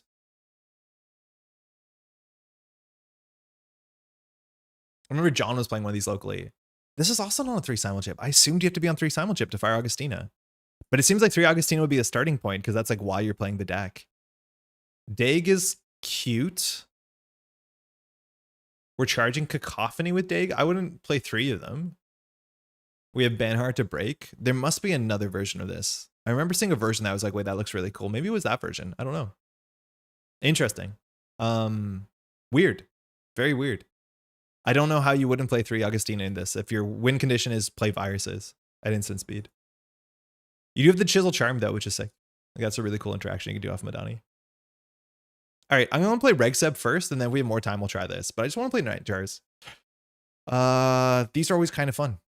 I like playing Seb a fair bit. It's a nice little puzzle. Let's give this a shot. This is one of the harder decks to play in the format. The sort of deck that has, I think, the best win rate on the format, but not many people are comfortable enough playing it in a tournament, and for good reason. It's quite hard. First change I made was putting Augustina as a 3 of. You're right that simul chip is good. Borrowed goods ends up being not terrible for MU. Oh, yeah, that's funny. You can now do that, and then MU is an issue because Madani doesn't give you any of that. Hey. All right, best of luck, have fun. I have no idea what sort of Zwicky Lucy would be playing. I don't know if she's a bad pub enjoyer. Plutus, probably. Regardless, our hand is a Menuensis, Hannah, no economy, and 2 badges. And in this matchup, badge is not going to be that consistent to fire. So we're going to mulligan this for sure. Lucy kept, so we probably need to go a bit better. Again, our hand being highlighted, unhighlighted is a bit weird. But we have our 1 Nuka, which is nice. No way to get tags. Okay, so this is the thing. It's like with Seb, I do not know what you're meant to do to get your money up immediately. I think you want to take the tag from Seb, use the tag to install Nuka, and then you can like run. We could just face check this, like Maskarovka is likely. Anything else will cost Lucy money. I guess the worst case is a white space for us. That'd be pretty bad, but I don't expect that in Zwicky. I expect this to be a Maskarovka. She reses for 1. We don't have any ways to like get through the ice really quickly. Like you can rush Seb out a wee bit, because while we have 1 Rising Tide, we have no other like breakers, or botulus and stuff like that. Friend game tag, Nuka draw. Yeah, I think that's like what we do, but there's nothing that gets in the server. So like maybe we face check just to force a res. She kept this though. If it's a Maskarovka, it's like not a good click for us. Yeah, okay, worst case. Oh, now this line's actually pretty bad. Because when we install this, we have to clear the tag with the Nuka. So I think we just do draw credit. I think we shouldn't have face checked. Oh, we should have drawn first if anything, but yeah, that was the worst of every world. So see if she just scores out. We have to contest the Spin Doctors a bit more aggressively on the basis that slash and burn is real. Seamless? Double seamless off the books. Wow, she's pushing it. She has no money though, but we can't break a single ice. So that was a lot. I think she's just going to be full rushing. So like we're not going to get that many turns. Off the books can go grab a card from the deck, reveal it, and then choose to install it. A single Maskarovka is not very easy for us to deal with, but the Spin Doctor has to be contested. She didn't use it. So still contesting the Spin Doctor is probably okay. We just don't have a great way of doing it. So I don't think we can. Like this is the best run we have that can do it. Okay. We can install Menuensis. We still have to consider clearing the tag. We have Audrey, Gourmand, Central to deal with their modes over she pushes. So I think we could do amanuensis run this server. We have like a really good engine here. I just am worried about slash and burn. I guess if she has slash and burn here, she doesn't have a lot of credits, so we can risk it. I think we're going to risk the slash and burn. This only gives you card draw if you remove the tag. So I guess we'll just set up with everything that we can. So I don't want to show the Audrey. I think we can just show the badge. On social money, she probably has no interest in punishing you for floating a tag. I don't think she's going to punish us for floating a tag. Ugh. Okay, so we hopefully can just trash a card. That would be the best case scenario. So we could do Audrey. We could run the Spin Doctor. She has to pop it. We could run R&D. We get through this for, what is it, a card? We trash this, we can clear a tag. Like, we just need to find a trashable card, because then it turns on amanuensis. If we run the Spin Doctor, she shuffles, and then we might not hit a trashable. I think we need the raindrops for a card draw. So hopefully we find a trashable here. She's considering the Spin Doctor use, I think. If we find a trashable here, it's so bad for her. Cultivate. Okay, bummer. So she's going to have money. She's going to be on measured soon. We can't really contest that. We could raindrops R&D. Sorry, HQ. If it is Winchester, it's really, really bad for us. But I guess we can trace into some parts. I mean, we'll risk it. If it's a Winchester, it's terrible. Hey, even if it's Event Horizon, it's pretty bad. We have to pay 3 for our Audrey. She might not res, though. Half-share? Okay, that's fine. Okay. Would I go around before the poke on R&D? Yeah, maybe that was right. So that we can get into the regolith. Yeah, that turned on the Solidarity badge. It definitely was the right thing to be doing there. So I think we just draw and throw out the amanuensis. We cleared the tag and draw 2. But yeah, the Gourmand was definitely right because we were forcing a trash. Yeah, that was not right. I don't know why we didn't do that. I don't want to show this because then she knows we can't get into here. But we had to do Gourmand, run this, and we would have got badge. Yeah, it would have been so much of a better turn. Unfortunate. I'll just keep drawing. Praxis, we're not on threat yet. But we can install Manual. We can see some cards. Manual can sometimes beat Cultivate. Surprised to see Cultivate in his wiki. I don't think she's fired his wiki once. Oh, now she has Petty Cash. Cool. So she drew past the Cultivate. Yeah, that's the issue. So we can find a crew to get through HQ, which would be good. That'd be really good for us. So we can remove a tag. I think we're just going to use Nuka. Wow. Okay, that's great. We can do Sure Gamble, Rising Tide. That's pretty expensive. She's going to get more money and more card draw, but we can do Sure Gamble, Rising Tide, run Regolith. We break this for 4, 5, 6, 7. Eee, I don't know, Davey. That's expensive. I think we can let her have those 6 credits more off a Regolith, I think. Like, if she nano management's out from here, we'll be a bit upset. But I don't want to show the Rising Tide. I think we just show a pair of Gourmands. That doesn't fill our MU, right? Yeah. Yeah, not firing the badge. I mean, we have all the amanuensis counters in the world. So she's on 10. If she scores out, we have to play with measured. Okay, second ice is good. We need to find a way to get through here. We could consider clearing a tag just to draw 2. It's click and press. So we have a crew. We open up the whole game. We could hard play Praxis, which allows us to install Manuel and allows us to grab Friendo, which actually might be okay. The only thing we lose on this is the program install. Oh, is she pushing? It's an above the law. Okay, so we need to trash things. Oh, wow, I think we made one misplay, and now we're very far behind. Because Audrey having counters is like threat as much as she could be on Flyswatter. Okay, so what do we have to do here? If we do Praxis, we can run Archives. We can get a Friendo. We can get a Manual from hand. That's fine. We know this is above the law. If she scores it, she also can fast event score it, and we can die to measured, so we have to keep our money up. And I don't think Seb is particularly good into measured. Seb usually has low liquidity.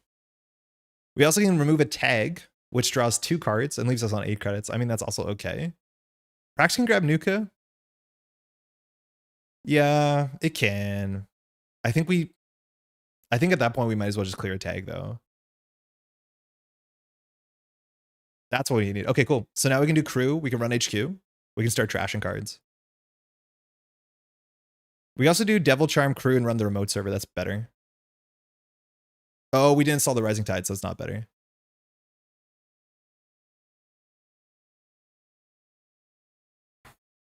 Okay.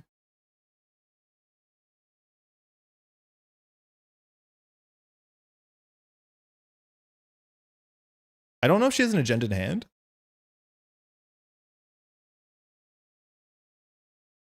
But this does everything we want. We'll trash the cultivate. We'll trash that. I mean, this means she can purge here. She's threading the Manuel. We can now just run the server, right? I mean, that would be good. That would be really cool if this worked. We saw an Event Horizon in hand, so this has to be better than Event Horizon.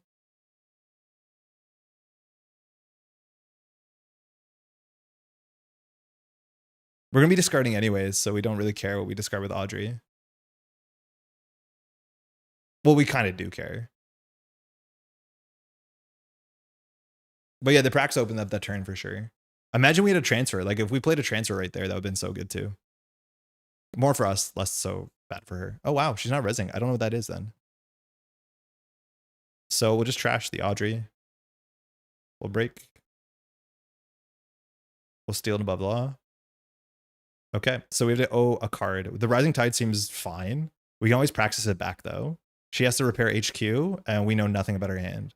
The Devil Charms, we might not need 2 in this matchup, but she could easily be on BOX. The Steel Skin we can just throw to Audrey, so it's always worth keeping. The Crew is really good with the Devil Charm.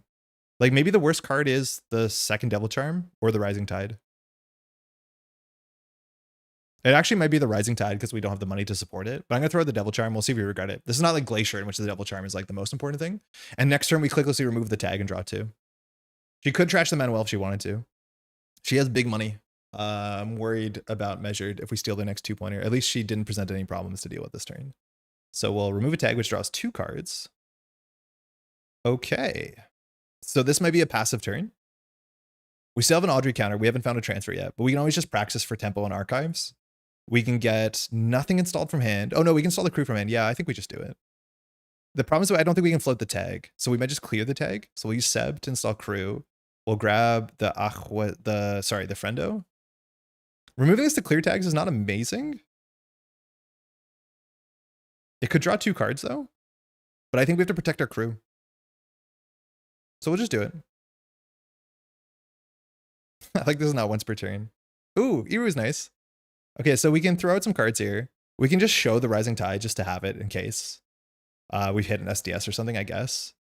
We don't have an easy tag to remove next turn. The Tread Lightly doesn't seem super relevant on this board state. So we can just install this, click for credit, throw out the badge. Next turn, we are contesting the server. And if this wasn't res, like maybe it is a BWAC, I don't know. All right, this could be anything. I mean, I don't know if we check it. I think we do. The Tread Lightly is not worth that much. So let's just go ahead and check it. We have the Steel Skin. We have Iru into Manuel, which is a lot of central pressure. So we could pay money for this. I think we're going to pay money while we can. Ooh, that's a lot of money, actually. I think we need to keep our Audrey counter. Yeah, we'll pay money. I don't think it's an agenda. I think it's garbage, yeah. So we're bankrupt. We get to do all these triggers. So we don't have a tag to clear. We're never going to financially recover from that. I think we thought that was not an agenda, so we probably should have used Audrey. Because now we are bankrupt. That was maybe a mistake. We don't have a tag to clear. Yeah, that was not good. That was too much money.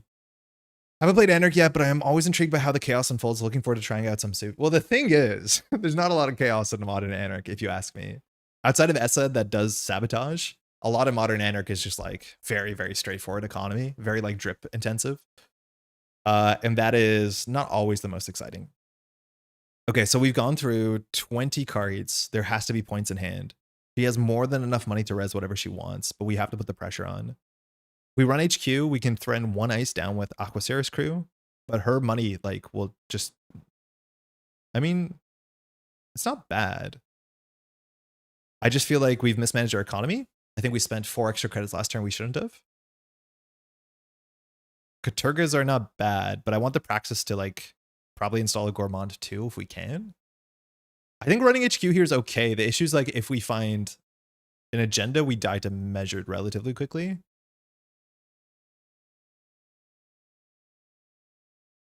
There has to be an event horizon on HQ, right?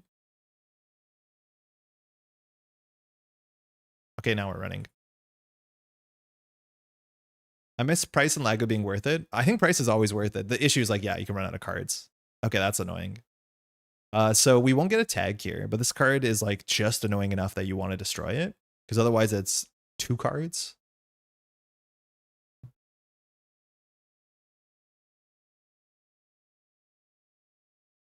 We could choose to take a tag here to install Iru. It also means we'll access with 2 tags. Or 2 cards if we get in. I think we do. I think we're going to choose to take a tag. I mean, installing Iru is actually probably pretty silly, because we cannot remove the tag. Yeah, it might not be right, actually. Because I think Lucy will trash this. Afshar? Okay. We have no money, so at least we played around that. So trash the steel skin, draw 2. Strike Fund's nice. We can just get money. We can only break 1 subroutine on Afshar when it's on HQ. So it's lose 2 credits and end the run. So we get a C2 here. Yep. Yep. That's the issue. We saw that coming. So if she has double measured, we're dead. We were a bit too aggressive to double measured. I do think Seb is a bit too aggressive to double measured sometimes. So the best case is we find Iru and win. I don't think she's on 3-pointer. She might be on a 4-2. But nothing that we do here is going to make us not die to measured. Like there's no play that we can do. We have Strike Fund Steel Skin, so we could do like credit. Strike Fund brings us a 4. That is not enough. Yeah, I think we have to just hit Iru and hope. We can in theory throw the Strike Fund out now, but it doesn't give enough money to trash measures off the top. Hedge Fund, Event Horizon, Slash. Okay. So we could go back in HQ and try and win. We have 1 more run in us. I think that's probably the play.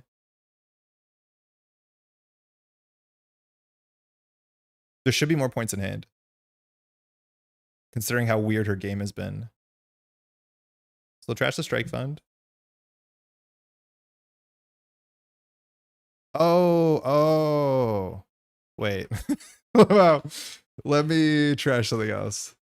Yeah, I was so happy, but like, yeah, that we just lose the money straight up. So that's not the play.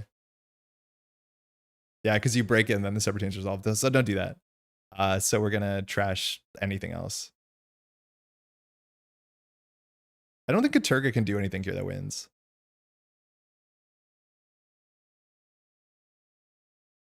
Hey, Neutron. Hey, do you have any good recommendations for runner decks for startup? Have tried Muesli Hot, but Corp feels super powerful. Seamless, measured. Okay, so you may only have 1 measured. I don't know what the meta is for Lou and what's the game plan. I don't know. I haven't played any startup in about a year. What I can say, Neutron, is that Lucy, the person we're playing against, she's on the board of like startup people. In the last video we did, she wrote some stuff in the comments to give a bit of an explanation of what the startup meta looks like, because someone had the same question that you had. So you can check that out if you want to.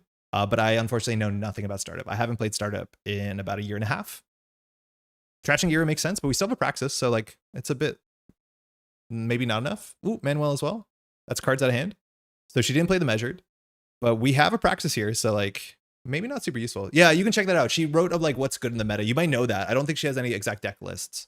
Yeah, Manuel has 2 cards, yeah, because of Threat 3 text. We might have been able to trash Strike Fund to Katurga for 2nd Steel Skin if you want to.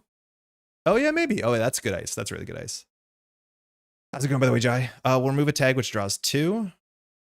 I mean, this deck feels powerful. It feels like we're able to do whatever we want, which is good. So weird. So we know what her hand is. Her hand is maybe seamless. She did throw out a card. She definitely has a measured. We saw off the top of the deck.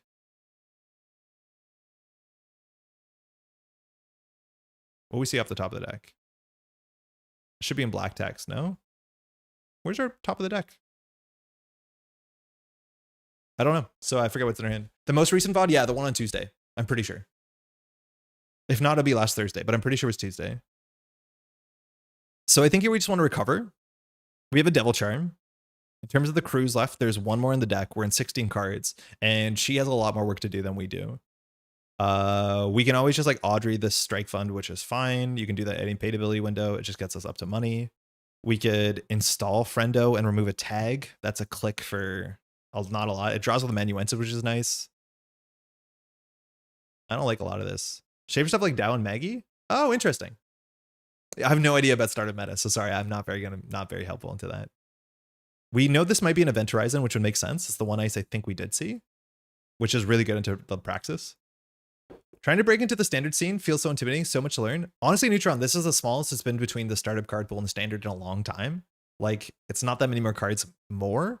And it's also a fresh meta to some extent because there was just a ban list. So I understand it's intimidating, but like the easiest way to start is to start.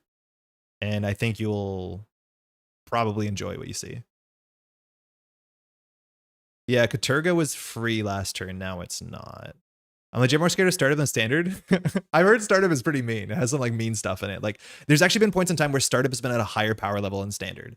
There's actually somewhat consistently startup has been a higher power level. It just has a smaller card pool. Doesn't mean it's a lower power level. Standard has more banned cards usually per card pool. I don't know what to do here. I'm frozen. So getting money up helps because we have to play around measured. Anytime we have to run, we have to play around measured. So I could just see us like clicking for 3 playing gamble and just passing. I mean, that's the easiest thing to do. Friend of a friend I want to use to remove the tag, I think, to fire Manuensis. It's not great though. You love startup? I know nothing about startup, so sorry. Ways that we can get through Afshar. We have one more crew. We definitely want to use the crew in archives though, because it opens up this praxis and the next praxis. So like we have things to do. But we'll just install this, remove a tag, which draws 2. Not what we wanted to see. These Katurgas are really weird to me. Lucy has like iced up in a good way. That the Katurgas are way worse. Obviously, these will be way more playable. And like we still have every transfer in 14. Not that Lucy's money matters, but that's like a lot of the burst money for this deck. So we could show the Devil Charm. I mean, like we're kind of at a standstill here. I think we can just do this and next turn Fire Steel's going to draw. I miss Wiki in so many turns the deck refuses to give me transactions. I mean, that means her hand has to be agendas, right? I feel like the only good thing Runner has is Buzz on Tungsten Taylor in startup. Katurgas have been noted as being somewhat cloggy in the past. Yeah, I can see that. I do not enjoy these. You okay? HQ respect. I do think praxis is how we get there. We'll just send this because it's the same as playing it. I mean, that's a bit too little too late. You can use Hannah to run the remote server for fun to get a tag, and then you can clear the tag. But the thing is like, wait, actually installing Hannah is not bad. It's never bad because we have a menu instance. So we can install Hannah and then just use Hannah to quickly remove a tag and draw 2. Okay. What? Oh, my bad. We didn't have a tag. One more time. Shut up, chat. I figured it out. Brother's not tagged? Yeah, he's playing Seb too well. He's not tagged. Yeah, I wanted to run their remote server. So we can jack out as soon as this ice. I don't know if this ice is going to be a terrible face jack. I guess she could res a Bioac. But I think we just jack out here.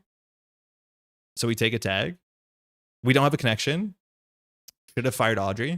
But we're going to draw cards anyway, so no. So not great, but this is what we wanted to do. Ah, that's ugly. Really ugly, this hand. I don't honestly think holding on to the transfers is that good. I think they're actually bad. It's all about the last crew, and then we're going to grind ourselves out. How do you set up the shortcut for instantly searching NRDB for cards? It's on Firefox, which is my browser. You can click on any search box and add a shortcut for it. So I have it for different websites, but it's not an NRDB thing. It's just a browser thing. Yeah, I don't like this. I feel like every sub deck should run breakers because like having a breaker would be good. If we think this is an event horizon, we can pay 6 to get in, but it only matters if it's a praxis. It's going to ask if we want to eat the second seal skin. Yeah, we could have gone for that connection, but it's like, then we're at way many cards in hand. I think we could just hard praxis here. And if event horizon goes, we do the second praxis. Like, I think this is an event horizon, which like we can pay 6. Yeah, this is fine. No. We probably need to protect both of these. So this is 3 credits to, yeah, pay 3 credits. And then she has to crack it. We fire the second praxis. We can hard call what this was. She has to crack it. Yeah. So now we do the second one.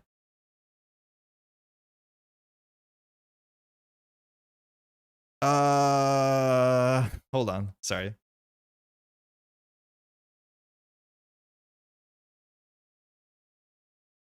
Way better. Way better. Okay, so Seb from hand installs a crew for free. Seb for program installs a Gourmand for free. Seb from deck probably installs an Iru, honestly. I mean, we have to maybe Katurga this turn, which sucks. But like, okay, wait, how many clicks do we have left? Because we can do some nonsense here. Like, this is where like you have a lot of skill expression. So if we grab Hannah, we can just remove the tag. Then we can Katurga. If we had our one cost card that gives us our 1 credit when we move a tag. So the thing is, like, this is our one window to run archives. So we kind of want to Katurga, but we can't float the tag because then we lose our crew. So we could just go for Iru, rip Iru, and then just clear the tag. It's not brilliant. It could win. But the bigger problem is, like, do we die to measure this turn? Maybe. And we've already kind of risked that. We know she has 1 measured. At this point, she probably has 2. I mean, we could go for the Iru and just try and win. I think that's what we have to do. If she measures us, she can't trash her stuff because the game's over. So, I mean, I'll go for this. I don't think I love this. This sees 3 cards. Never mind, we're the best. We're so good. We're so good. GG. The hand was big deal, green mail, measure, response, Basalt Spire at the Basalt Spire. So she was going to big deal us. Yeah, that makes sense. The money was there. Good game. Still only 1 measured. Some risks were taken. Man, Seb is fun. Like, you have so many things that your opponent has to respond to accurately, or it's really, really not good for them. You can also rip HQ and Iru the crew charm. Yeah, if we messed this up here, we could have not, like, we could have just ran this. We would trash whatever this is. We'd go through the Afshar, and then we would try and just like hit the 2 and 5 to hit Gourmand, the thing in hand. Yeah. The other agendas are in the top 3. So this wiki is running 3-pointers, which is not super common. Yeah. Looks like the URL has the card ID rather than the name. Not sure how to convert the name into a search. Wait, Netrunner, I'll show you what you mean. What I mean, excuse me. Hey, thanks for the game. So all I'm doing is, hey, cheers, is I go into Netrunner DB. I'm on Firefox. You right click on the card search bar. You're not going to see my right click window because OBS doesn't pick it up. And there's a thing that just says add search engine. When I add search engine, you just put a shortcut. And then anytime that I search that shortcut, it searches this. That's all I'm doing, which means it's good because now I can just use the search term normally. So while I can search like a name of a card, I can also do like X tag, and then it'll search every card with a tag in it. I'm doing it like this so Sabotage doesn't show up. Yeah. So yeah, because this is this search bar, you can use all the search, which is good. So it's nothing special. It's most browsers I think can do this. Let's do one more. Did I miss anything fun? I don't think so. Oh, Ion's here to bully. Okay. It's so sick. Yeah, it's super useful. I use it for all the DBs and then some other stuff. So if I want to search a Marvel Champions card, it comes up really fast. Oh, this is a really bad matchup. Thanks, Ion. This matchup is probably running the card that allows you to grab things from archives, Reanimation Protocol. Like, Nuving was the best thing you could do into Seb for the last like 6 or 7 months. So my expectations are super low. This deck has Ice Recursion. It has Big Ice. It has Ice that's uncrewable with Pharaohs, and it has Measured. All of those things are very, very, very bad for us. Yeah. Don't feel good about this. This is like the Seb killer. All right, we have 2 menu instances. No. How do you feel about PT and Chen? I don't like it. Usually people play it to play full traps. I'm not a big trap enjoyer. Just saying like coin flip, I win or you win. Not particularly compelling to me. So Toxin's the start. Now they can grab the Toxin back from the bin if they have reanimation. But yeah, PT's text is not competitive compared to a lot of the other Jinteki Glacier versions. And so the only way that it makes a lot of sense is if you just play full traps, which is like, I don't know, it's Cockroach Poker. It's a fun game, but I think Netrunner has more to offer than Cockroach Poker. Why does it say face down cards? So you can't advance your, I don't know what, forever. It also can't advance ice, I forget. So one of these can be a Pharaohs, one can be a Flywheel. We don't know. They did Nuveng. We don't really have anything going on here. The leech counter is actually not bad though. This deck, I don't think is particularly good at running for singles. Simply double crew charm the Pharaohs. I mean, that's what the leech is for, right? But like, this is not a start. Maybe we steal a 3-pointer. Damn, he's good. I don't know. I think the matchup, you have like a 30% win rate. Someone was asking about startup and you got a shout out. Oh yeah, that's important, Lucy. Actually, Netrunner was asking about startup runners. I know nothing. Oh, complaining to draw the, what's it called? Complaining about drawing the petty cash because you want to discard it with cultivate. So now the next cards on R&D will be set up. Sometimes it'll be the next 3 cards. Sometimes it'll be the next 2 cards, depending on what you do with this. What makes Ayuko so powerful? Just draw power? Yes. Just draw power. Like, if you're a deck that wants to present problems the runner has to deal with quickly and elegantly while respecting cards in hand so they don't die to things, drawing like 4 cards a turn is really good.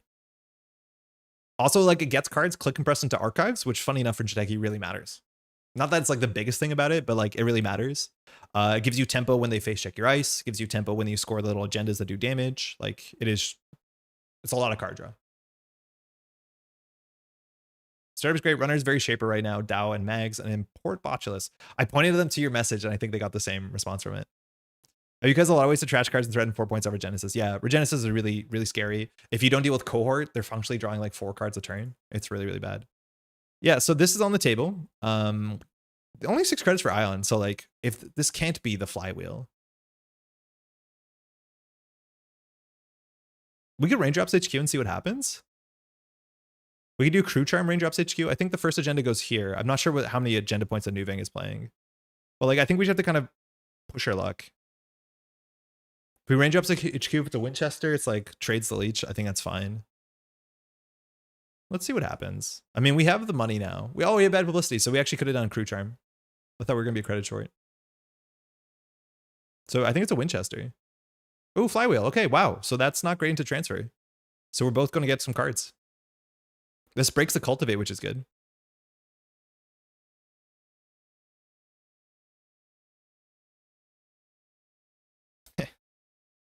All right. Handing into the toxin is a bit less nice. So no transfer. Not something you want to crew charm. We have 2 leech counters, which means like just crew on its own is like worth something. We actually could crew the toxin this turn.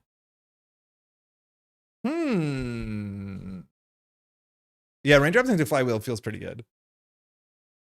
So we think this is an event horizon because it was grabbed off of the toxin. Yeah, toxin grab, flywheel. Oh no, we think this is a Pharos, which can't be rezzed here. Which means if we do run R&D, we don't have the click compression to get a tag.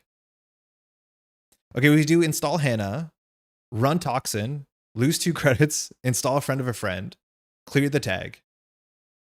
No, that's pretty silly.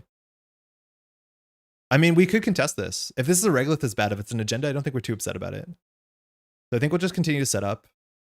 We have to throw out a card here. I mean, Hannah's not awful, but I think it's the worst card in our hand. Maybe the Rising Tide's bad, because I think this deck runs no small barriers. If it runs Kessleroids, we'll be happy, because we can't deal with Kessleroid. Second Cultivate, card in the remote server not moving. I think we gain 2 credits every turn from Nuvang, which is pretty good. We also have to like check archives every once in a while with the leech just to make sure the spin doctors are kept in check, I guess. But the cultivates make it not very likely that you're throwing out cards you don't want to throw out. Fox hasn't hit a lot of money yet. It's all actually just been like this sort of thing, and did not play the petty cash, keeping it in hand, which makes you maybe read that the hand is a bit flooded. Because like the petty cash first click is like 4 credits with Nuvang and then 4 credits next turn. But choosing not to play it means we need padding. High chance the remote is Malapert then? Maybe, but I don't know if you score out here and go down to 3 credits. You on your flight yet, Kolda?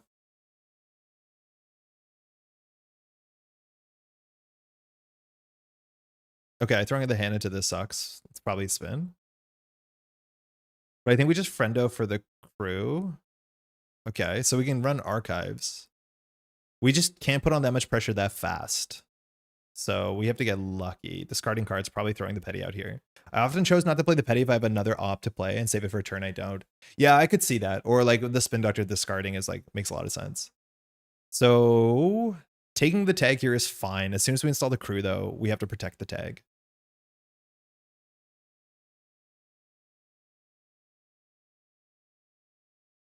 I mean, that's okay. I don't really want to run HQ. Again, we think this is a Pharaohs, Toxin, Unknown. Event Horizon would be worst case. I think we can just like run Archive, see what happens. I'm assuming we get a shuffle. Yeah. So the Cultivate gets messed up. There's usually a virus. So 2 Petty Cash and a Measured. So knowing where the Measured is good. We probably shuffled back 2 agendas. So running R&D has like a higher density than it did a moment ago. But I don't think we're doing much here. Like we're not posturing much. I think we like run R&D credit. That feels a bit slow. We have no card draw though. I mean, the leech counters are good, but I can't be running for singles on Seb. That's a nightmare. At least there's no ice in archives, right? Yeah. The thing is, like, as soon as you trash an ice, it just comes back, right? That's why the matchup is so good. 3 more hours till takeoff. Did you bring a Steam Deck or something fun? A book? A good stream? I only save a single petty, so maybe unless it was just trash. I think they would just discard it to hand size, yeah. So first petty's out, 4 credits, and no card draw. Treat line's getting expended, so looks like a Pharaohs. We cannot deal with Pharaohs, so we have to win off centrals. We actually could deal with Pharaohs with Leech and Devil Charm, actually. No idea what that is, but we can find out. But yeah, it was an agenda. I think there was a window we could have trashed it. So even forcing the Pharaohs res is good for us, because if we res the Pharaohs, we install the crew. The problem is we can't get through this ice. But like, I think if we face check into the Pharaohs, we're happy. Ion goes down to 1. What am I missing? If this is a logjam, you res the logjam for 4. That's still pretty good for us. The thing is, if you don't res, like we have to play the crew first, so it's a bit ugly. So I think we played in the crew. Then we play the steel skin to get a connection. We don't have a connection. I think we can tread lightly the remote. Wait, I think we can tread lightly the remote. I think we get in here. I think you can't res these. We could take a tag to save the Devil Charm. We have another Devil Charm, so I don't think we're going to be too concerned about it. We have bad pub too. This is another 7 credit Pharaohs. Right? Right? Uh-oh, looks like we can res this. Let them dream. Hate it. We have no reason to remove the tag here. Man, that tread lightly was incredible. That was so good. And we have transfer. I mean, it's going to suck to play against these, but it is what it is. So I don't want to discard a card here. I don't want to show the Devil Charm either, but like I don't want to show any of these cards. I think we just install Audrey and say that's fine. I got a good stream. There's a Switch and a laptop with SDS2. I mean, yeah, you're looking pretty good. Pretty good then. Sometimes airport travel ain't that bad. It sucks that you're not in control and you gotta wait, but oops, it's coming back. Yeah, it's not great when you trash an ice and it comes back for 2 credits. Toxin on HQ. I mean, we were gonna consider transferring centrals. I don't know what this is though on R&D. I don't know what the worst face check can be. The problem is we're not spun up yet. His money's not good though, which is great. Didn't choose to play the second petty cash for some reason. Oh, I guess because we're playing the Toxin. I mean, that's good. So what are you meant to do here? Are you meant to like manually kill the tag? Because like the money's tight. R&D seems sus. That's like the worst server to run in sub. Yeah, I know. I was poking it more than I should have. But this is like a weird ice here. So maybe it's just another flywheel where like that's totally acceptable. So if I do friend to friend and remove the tag, we have no way to turn the tag on besides I guess the crew run. Yeah, EH is like kind of annoying. Winchester's fine if we have the crew down. But I think we do friend of remove tag. I mean like a Katurga, not a Katurga, a practice would be pretty good here.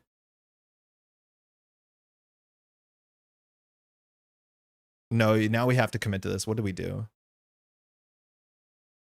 I don't know if we need badge in this matchup. I might be wrong about that. I don't have enough experience in the matchup to know. There's actually a chance the transfer is the worst card here. Because like getting through the toxins, not impossible, but it's difficult. 3rd cultivate? Wow. Wow. 25 cards left in R&D. It's like turn 6? Yeah. This is a 54 card deck.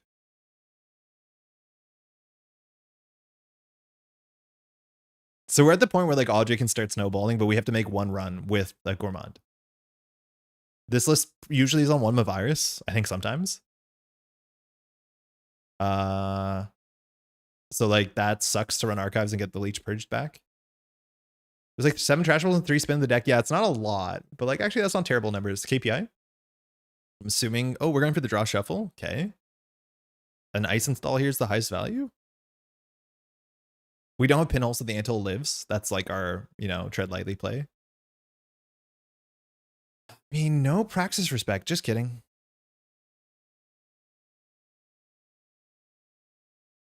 Okay. So we basically have to figure out what server that we can blow open and get value from it. I think Transfer HQ is probably it. I mean, this Flywheel sucks. It really does suck. But if we have a Gourmand, I could see us like doing Devil Charm, Crew, HQ. Man, I don't care for these Katurgas. I really don't. Maybe I should learn to love them. Because if they're a Praxis, they're pretty good. But this is the point where like Psychic Archives really matters, and Ion just got there right in time. Can't tell if we want to install the Rising Tide. I'm pretty sure if this is Jai's deck, hold on. Netrunner, Jai, New Vang. This deck will be on... Oh wow, this is old. This deck will be on no small barriers. I think it's only big barriers. Yeah, Ferris and Treeline. So I don't actually think installing this Rising Tide's that important. I could be wrong. Oh yeah, we definitely want her. She's better on threat. Antill's gonna give a lot of money. Like, yeah, I don't know. It's hard to play this against this.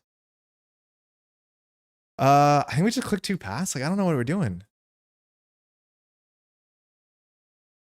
Katurga's good when you want to run with access anyways. Yeah, I mean, just paying 2 up front seems really hard when we still have to play around measured. So like you definitely needed to grab like a really impactful card, which like no surprise. Of course you do. Just purge, legit. So we could face check. We could do Devil Charm Crew. If we end up taking a tag, Valentina gets there. I think I want to check archives more than anything else. I just blowing up archives here doesn't really matter. Crew transfer, let it fly. Yeah, crew transfer actually might be okay. Yeah, actually I like the crew transfer a bit. Hold on, sorry. Yeah, I mean, it lets us touch cards. I mean, it puts on the most pressure. Like the archives run doesn't matter. This is way better, you're right. Taking the tag allows us to install Valentina, which like doesn't really matter. Maybe we do want to blow this up, but like I don't think you res this unless it matters. So yeah, we'll put some pressure on HQ. We could choose to take a tag to install Iru or Valentina. It's cool that this is free though. And then we just let this fire. Which is scary into an HQ run. Like sometimes it makes your hand safer, but sometimes it can make it worse because obviously you're drawing into an axis. We are drawing into an axis. So could tell you that the hand is, oh, we only drew 1. Cute. Leech. Yeah, Valentina's here. Myoshu, hate to see that. We can now remove a tag for credit. Otherwise, it's just Valentina. We'll draw. If they trash the Valentina, it's fine.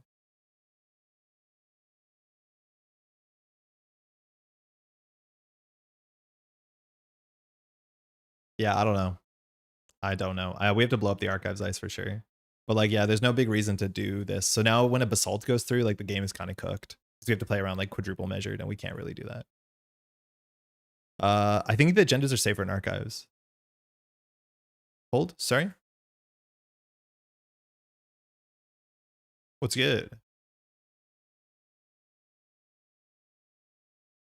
Oh yeah, fix up.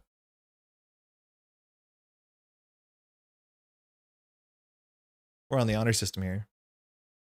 Okay, so this is a Pharos, which gets rezzed for 7. It gives us a tag, which we can install the Hannah, which is like not super impactful. We need to figure out how to beat this. We don't have an Audrey counter. The best we could do is run HQ and get a trashable, but I think you'll throw out most of the trashables. Oh, that's worth something. Yeah, I think we'll just go for it.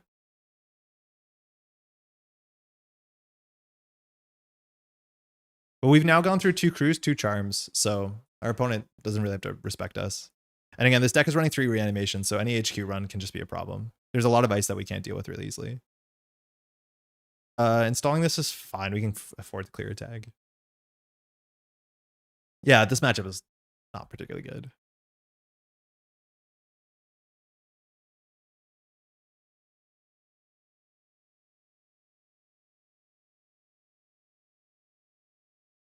Oh, cool. Trashing Valentina. I mean, when you have this many cards in hand, it's way easier because we gave the card draw to Flywheel. So it's like trashing a companion as much as she won't fire every turn. But like Ion is in no like pressure to do anything, right? Like we can, this agenda is the safest thing in the world. So all you have to do is not flood. And it seems like Ion's not flooded. Yeah. Yeah. We might throw the towel in on this one. Sorry, y'all. But like, this is meant to suffocate us.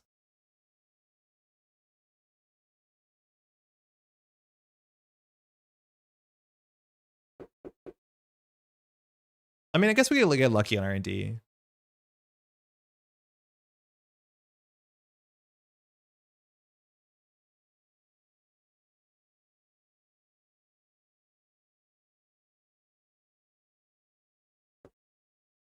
Yeah, I think that's it. We have 19 cards left in our stack. So we're never going to fire Katurga this game. Not Katurga, sorry. We're never going to fire Praxis this game. We had like an early window where they could have been good, but we can't fire one.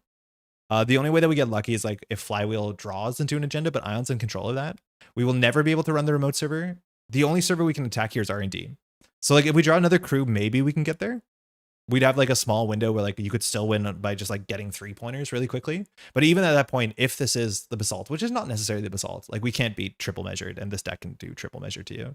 So like, I mean, I guess we'll play a bit longer, but yeah, this was the deck to play to beat Seb. And Ion is gonna crush us. What do we do here? Like get more money? I don't want to show the charm. We can always throw this out so we don't have to play it. So we can do draw, sure gamble, that's fine. Oh, we have a chisel. Wait, that's sick. I didn't realize we have a chisel. So we have one more ice destruction. Oh, nice, actually.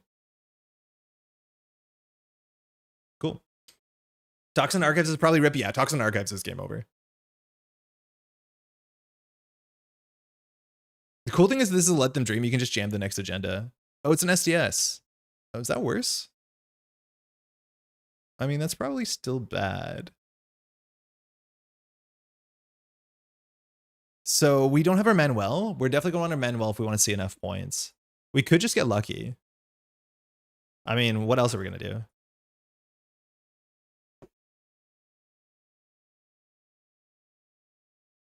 You're probably not going to res here. This is a cool target off of Praxis. Yeah, okay. Hey, GG. Yeah, I can't do anything. Thanks for the game, eh? Oh, that was only 19 minutes. That felt longer. yeah, we got nothing here. Need to practice this matchup. I mean, yeah, this is the good Seb matchup, no? The good matchup to Seb, no? Yeah, I think you just don't want to overextend, right? And like you see how slow Ion's playing, it's like what you want to be doing. As long as we can't practice, that's fine. Transfer is not going to change the math. It's pretty even, no shot. Being able to purge every couple turns is like totally reasonable because if the Audrey does get some counters, like this deck has no other breaker. You run over corps who aren't experienced into Seb. Oh, Seb does. Yeah, for sure. Yeah, that's it. I'll still say the end game is exactly where the Virus Mail deck excels if you get killed scores out in the early game. Yeah, I kind of want to try it. I don't think we have enough time though. If you don't find the reanimate, you probably have good luck. I don't think I can run anywhere. What's the ice? I assume this is an event horizon on archives. Oh, it's another Pharaoh. See, yeah. Like we got nothing here. Funny enough, once you triple advance the Pharaohs, you can purge, and then there's no server we can run besides HQ. Yeah, we got nothing. 2 in archives, I'm okay to let you take singles. Oh wow, yeah, there's points in archives. We can never run archives. Yeah, I have no chance. Yeah, bummer. Yeah, this is the sort of matchup that if I was at a tournament, I was so deflate trying to play into this. Because like I don't think we generate enough pressure fast enough unless we fund our Manuel. And like you can put 2 of your best dice on archives and Nuvang, and that's like pretty good for you still. Yeah. Hey, cheers. Thanks for the game. Yeah, rough. Okay. We can definitely do another one. Yeah, I think the virus deck is gonna be so weird that like we won't. Okay, we'll just play the virus deck as is. I don't know what that's gonna do. But I mean, this is the issue with like I never learned an archetype well enough because we always like bounce across different things too much. But this is the other like sort of sub deck. This is pretty old at this point. But yeah, no, I don't think we can do this. This is something we'd have to build from the ground up, I think. I don't totally understand this. I think you need to be on 3 Augustina for sure. A new guy reporting, would you mind to show some fresh unbanned R plus tech later? Thanks. Hey Jeter, what do you mean? Fresh unbanned R plus tag. Like what to play do against R plus?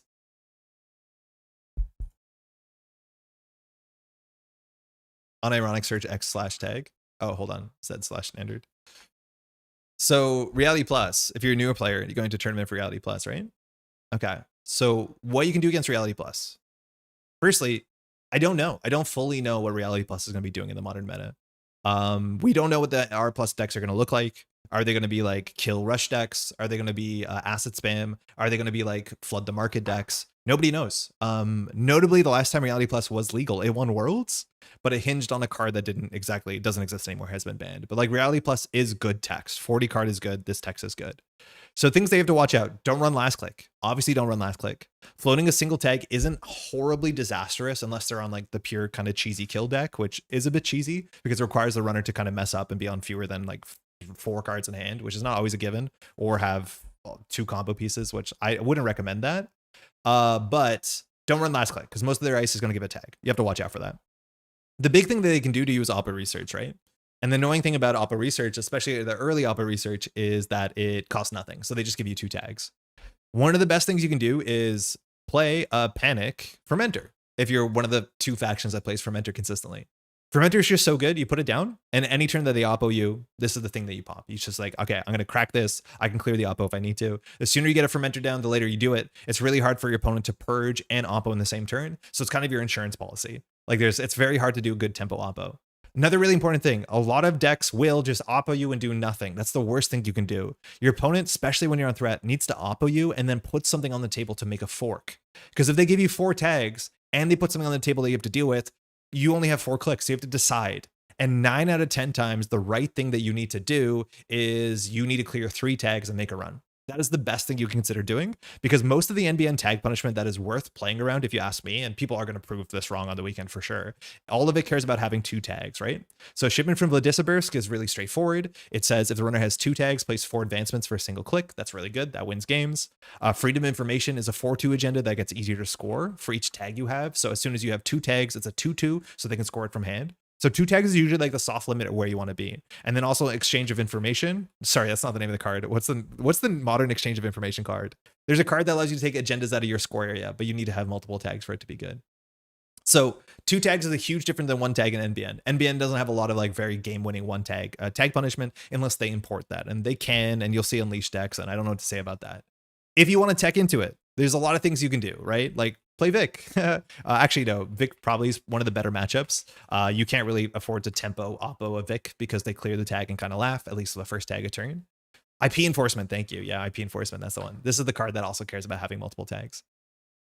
So like having money is good. Like having money is always going to be good against Reality Plus. You're going to need money because you're going to have to clear tags. A lot of people say their ice is bad, and their ice is pretty bad. The face check on their ice is really annoying. That's the thing. It's like you want to get to the mid to the late game usually, because the face check on their ice, the math is nonsense. Like when they res a ping for 0 credits, you bounce and have to clear a tag for a click and 2. That's really bad for you. But then obviously they have 3 pings in their deck, which in the mid to late game falls off a bit.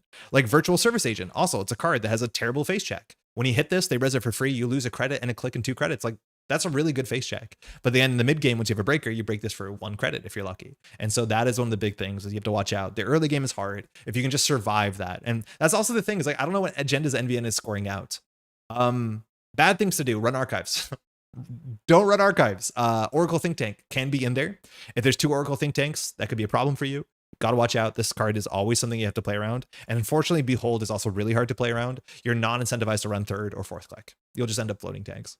At a minimum, you always know they're going to be running a copy of Tomorrow's Headline, which means you can never safely run last click, which we recommend not to do anyways. Oracle Think Tank lets you take an agenda out of their score area. Oh, that one too. Yeah, that one's not bad. It clears the tag for you, which is good, but it's not bad. Yeah. Bigger Picture gives you a 2nd tag. Sure. There's like multiple card combos in which Bigger Picture can make 1 tag into 2 tags, and that can matter. But like, it's not exactly worth playing around. On most board states, if you can not float a tag, well, on most board states, especially in the early game, the only thing that floating a tag is going to do is maybe trash a resource. Yeah. Vanilla was never banned. Yeah. Thanks a lot. Too fresh to Saad be legal. Yeah. If you want to be like really safe, they're going to be very cheesy decks that'll be like, oh, Public Trail, I got you a tag, Retribution or End of Line or stuff like that.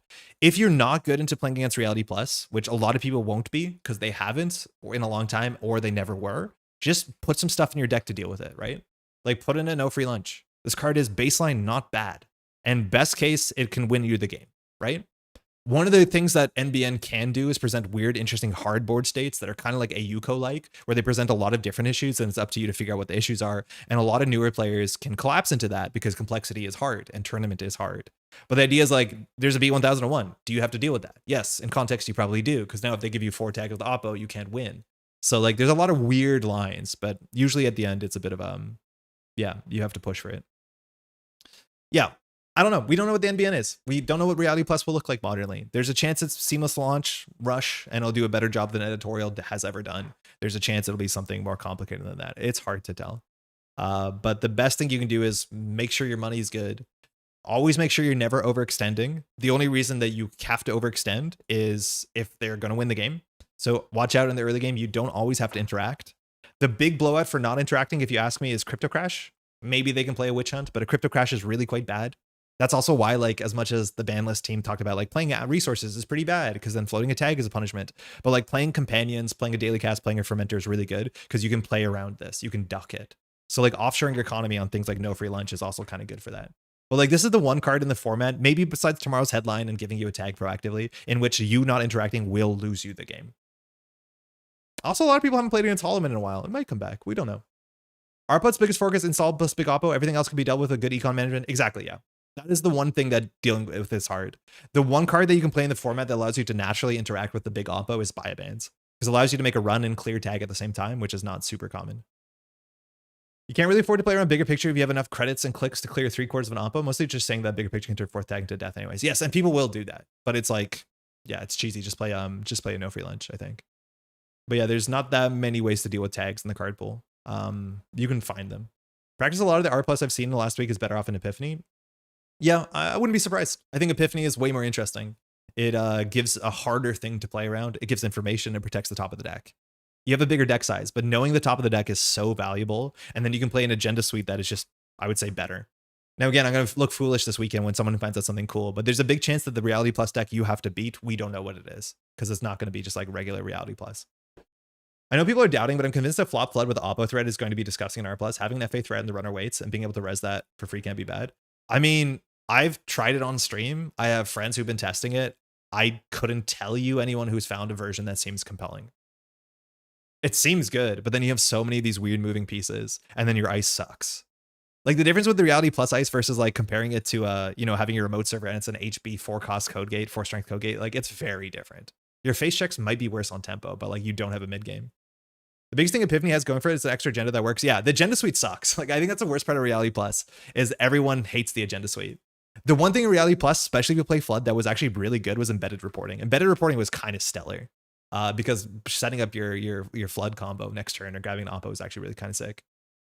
Our ice plus ice is so bad. HB has Scatterfield, Draft, or Sleipnir. Yeah, it has best in format ice for that sort of thing. And then NBN Reality Plus has like Doomscroll is good, but can you make a game plan on Doomscroll? I don't know. I don't think so. Yeah, R plus with off would be way scarier. It would be very, very scary. That actually has a proactive agenda that pushes it forward. They really wanted something like that. So yeah, sorry, that's all my Reality Plus. A lot of it will come with time and seeing what they can do. I'm a big fan of Mana Garment and Reality Plus. I actually just like this. I think it's so good. If they have tags, the clicks and credits both hurt, and then you can push a remote server with, I don't know, Seamless and play some sort of like HB-like horizontal game. But yeah, I don't know. It's difficult. Good runner economy usually can win. It's up to you to present problems they can't deal with. And there's some unfair cards that are hard to deal with, like a Maze and this sort of things. Like a Maze Mana Garm is a good remote server, it turns out. At the end of the day, NBN has 2 problems. 1, econ, 2, tag punishment. Yes. Yeah. They don't have the best tag punishment in the format, seemingly. Their econ is pretty light. It is like very much load-bearing Regolith territory. Hey, Dave, by the way. Runner just goes through Doomscroll and trashes your asset. Now you need to install a new asset to flood flop. Yeah. Yeah. So it's weird. I mean, we'll see something for sure. The best things you can do as a newer player, though, try and offshore some economy. Have a safety fermenter. Just don't crack it till you need it. The oppo turn matters. Don't overextend. If you run too late in the turn, hit a behold. That can cost you the game. Like there are some games where floating 2 tags and passing your turn will end the game on the spot. Just don't do that. Reality Plus doesn't seem that good at presenting problems that quickly that you need to react to them. You can let them have some cards. But against a Flood R plus that was playing 6/5/3s and just filled its servers with garbage to fuel the flood, beholds chemists, etc. I'm assuming if you're doing that, like you can just play mutually assured destruction, but I still don't know how you win. Checkists, yeah, not chemists. I mean, yeah, maybe they can't do that, and then it's up to you to put on enough pressure on centrals where that game plan doesn't work. I don't know. It's hard to say. I would assume Epiphany's better. All right, it's 11-12. We'll do another one. Not a lot of games on tonight, but a lot of America is traveling. Some of America is traveling. There's some people traveling. Cold lava is an added airport. That's what I'm trying to say. 26.5 degrees in here. It's really hard to close the door some days. We have no air conditioning in this room, and it's only getting warmer with the lights. And I feel like I play worse when it's warm. I think at shipments, if you floated. Yeah, when I was playing Reality Plus, I guess I can show you the list. It's here. But our punishment was like not bad. Like if they ended up floating a tag, we had the freedom of information, which was pretty good. I hate that we had to play 5-3s because the 5-3s felt terrible, but we had a slots issue. The B1001s, I'm a huge fan of them. I think they're great. And then we had like one Starlit Night, which is okay. Then our operations were like one IP enforcement, which was pretty good. We added that late, and then one shipment. And that might be enough. I don't think you have to play a bigger picture in this, but bigger picture was a pretty common card in what's it called, in Epiphany for a while. I think in One Worlds. A poetry. Oh, cool. Best of luck. Have fun. I have no idea what to do against that. So it's been a minute that I don't even know the poetry text. I just remember it's frustrating because it doesn't always work. We have a Hannah and a Solidarity badge, but we don't have money. But those are two of the best cards you can play against like horizontal assets. Supposedly, we're meant to stomp horizontal HB. Like this is meant to be PD asset matchup nightmare. I'm not sure how you get the money, but the thing is like we're never threatening transfer on turn 1. I think Hannah Solidarity badge is good enough, but we have no credits to trash cards. Poetry says when they score, they may look at the top 3, install a card that's not an agenda, and when agenda is stolen, you may install a non-agenda from HQ, which like is very frustrating text. Why so much of the asset spread economy? Surely you can go away with just flop YDL. I don't think so. I think you need your assets to you need asset slots as you're playing a flood, and we're playing the other one too. So like I couldn't tell you what you're meant to do. We weren't playing YDL. You definitely could be. Our money wasn't great, but like functionally you need assets and you need economy. So why not just put 2 in the same slot? At least that's how I saw it. Like I have no interest in checking these. Nico is slightly credit positive, but that's kind of it. I don't think they're jamming an aggressive trend setting. Transfer will force reses, which is good. I mean, now we can check. So we can do 1, 2, 3. No, we can't. I mean, I guess we could do badge Hannah check, but then we only have 2 credits, which is not pretty good. Why is poetry check so much shorter than Ob, but I can't remember it? It's because it never made you happy. You remember the things that make you happy. Actually, we're very good at remembering the things that make us unhappy. Actually, we're better at it, unfortunately. So it's weird that we don't remember it. Huh. We could just do bag check. I mean, this is kind of like click compression. It gives us a card draw. I mean, I'll trash an auto because I'm here. We could run HQ off the mulligan. Running last click is only slightly scary. It's not a good run. I think I'd rather click for credit. We have card draw next turn. We have Hannah money. Yeah, whatever. Prototype? Yeah, prototype could be bad. But prototype needs a lot. Actually, prototype in the spin doctor was the worst board. I think you're right. Prototype to derez. Not prototype, sorry. Warm reception to spin doctor would be the worst board state. Because you can derez the spin doctor and then draw 2 more cards. That is the must trash card in theory with a spin doctor. I don't care about prototype though. It will take too long to fire. Transfer respect. Nice. Okay, cool. So draw card. Just in time. All right, so we're gonna do Strike Fund Hannah. We can just check these. Doesn't really cost us anything. This one wasn't res, so I don't think we care about it. This is a Gaslight, so don't know if they're unmeasured, but this can just grab it fully up. I mean, we're here. We don't have the strong economy. That is money for next turn. Installs nothing. But we're getting our free card draw. Like the badge is really good. They are flooding, so Spin Doctor will solve that. We definitely want to contest the Spin Doctor. It's probably sooner than server 3, because I'm assuming it'll just get trashed. But we probably have to do a friendo first. The issue is like badge needs to draw a companion. Or sorry, a connection. All right, wow. 8 cards. A lot of times poetry wants to play trend setting, but it's like so dense on points. They know we'll check this, so it's probably not worth checking. No connection, bummer.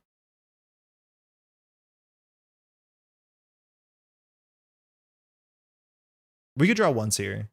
Okay. Shut up. Will Hannah server 5?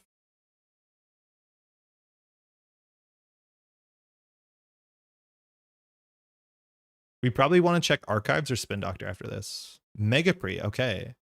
So we didn't get our badge. They can install something from hand. It has to be a non-agenda. So we can just go check that. They want to feed us the first one, so it does kind of line up. It's a bass. I mean, we're already here. So we need a transfer to go through to be happy. The Praxis is good. The Leech is probably the least necessary card. We're floating a tag, but if they want to trash the Hannah, they can. It's actually probably worth trashing. But we have more and we have Praxises. We might need a Praxis in the near future. This will probably just clear a tag because we have Steel Skin to draw.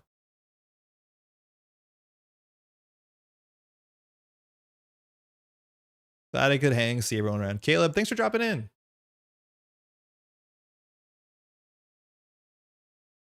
All right. Drawing 2. Putting a card on the table again. Hannah's so good. I think we'll remove the tag here because we can just Steel Skin. Okay, Strike One's fine.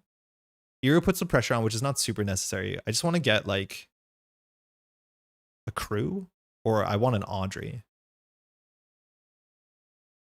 I mean, this is free.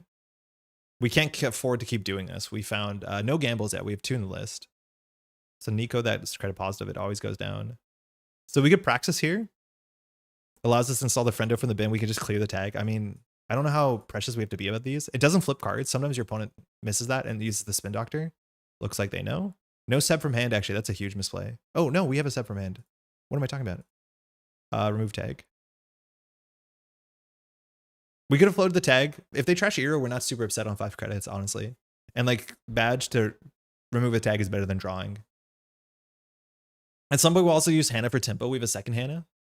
But like, yeah, we need to check archives naturally.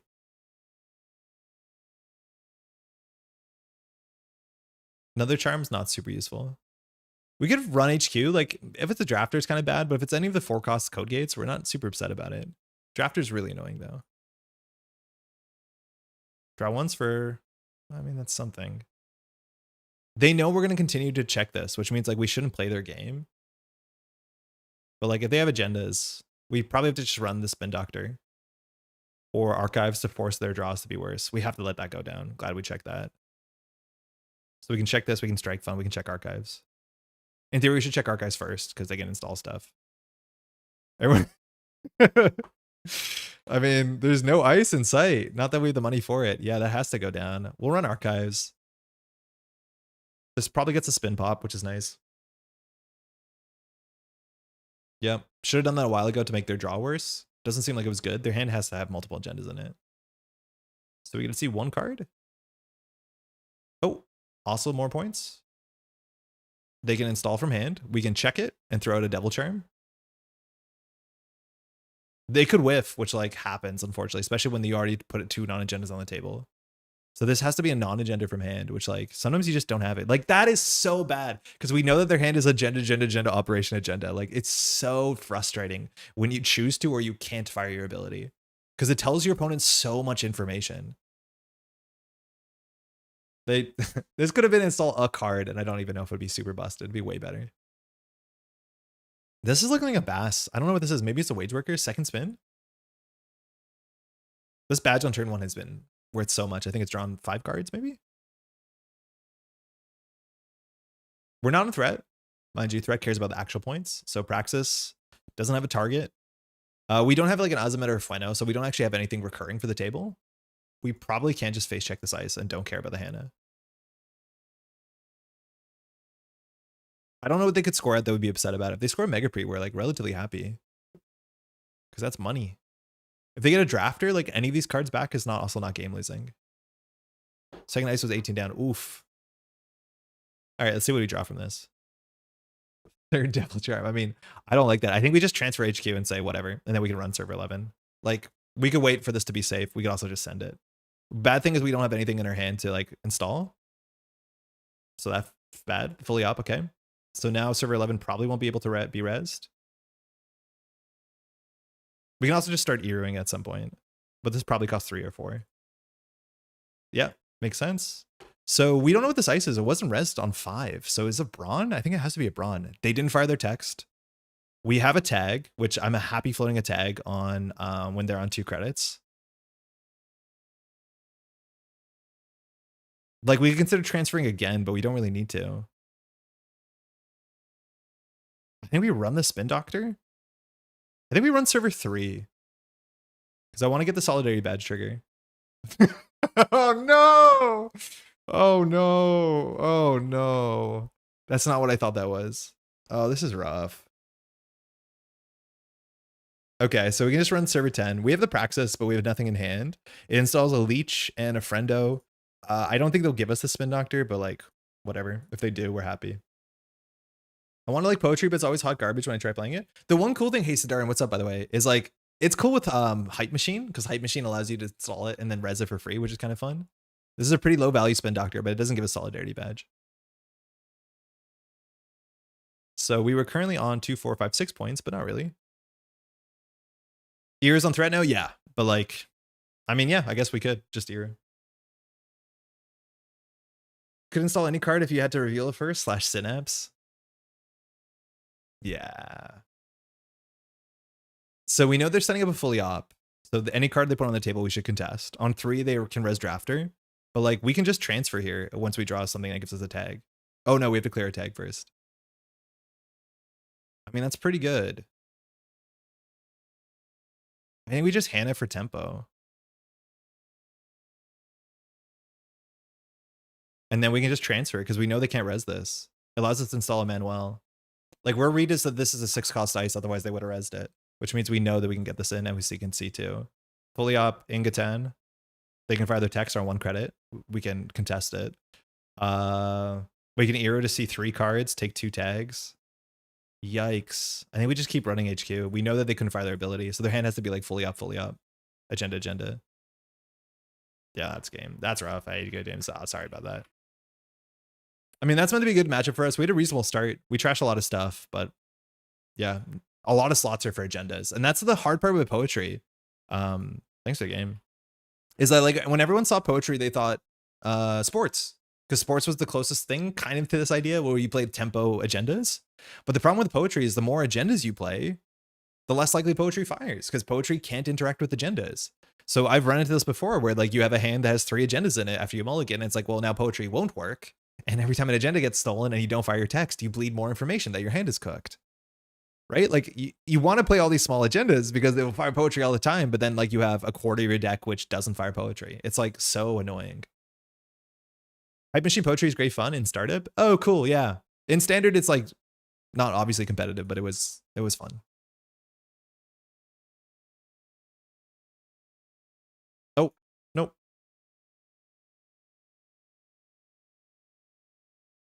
Reminder that Poetry and Ayuko were in the same set. Sure, but like that set had 14 identities, which is such a Herculean task that I don't think we're ever going to see again. And usually we got 1 good identity and 1 identity that felt a bit half-baked. And like, I do think that was just a result of having too many identities. Because like in the same pack, we got LEO, which for as simple as the text is, that's good design. Like, I like it a lot.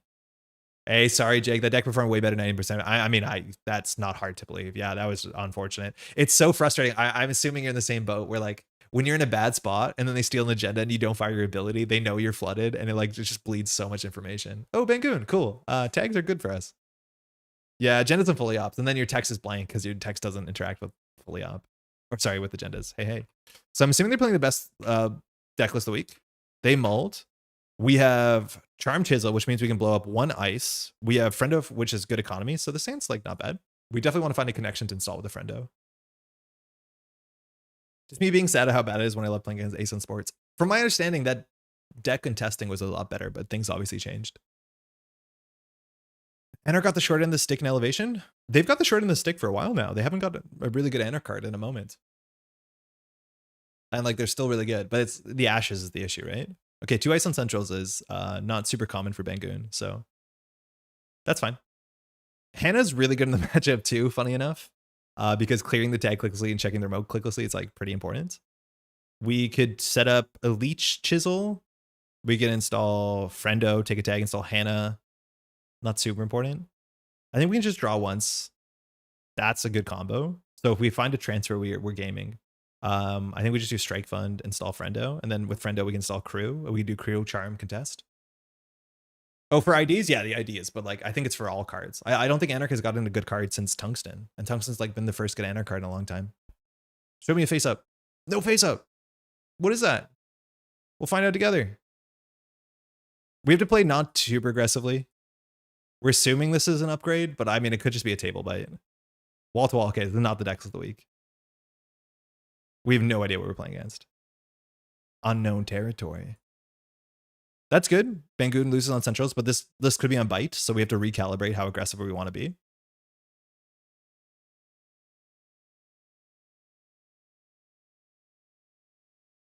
Yeah, Iro, like when you take the tag, you install less cards, you see more on R&D, you get a bite. It's pretty bad.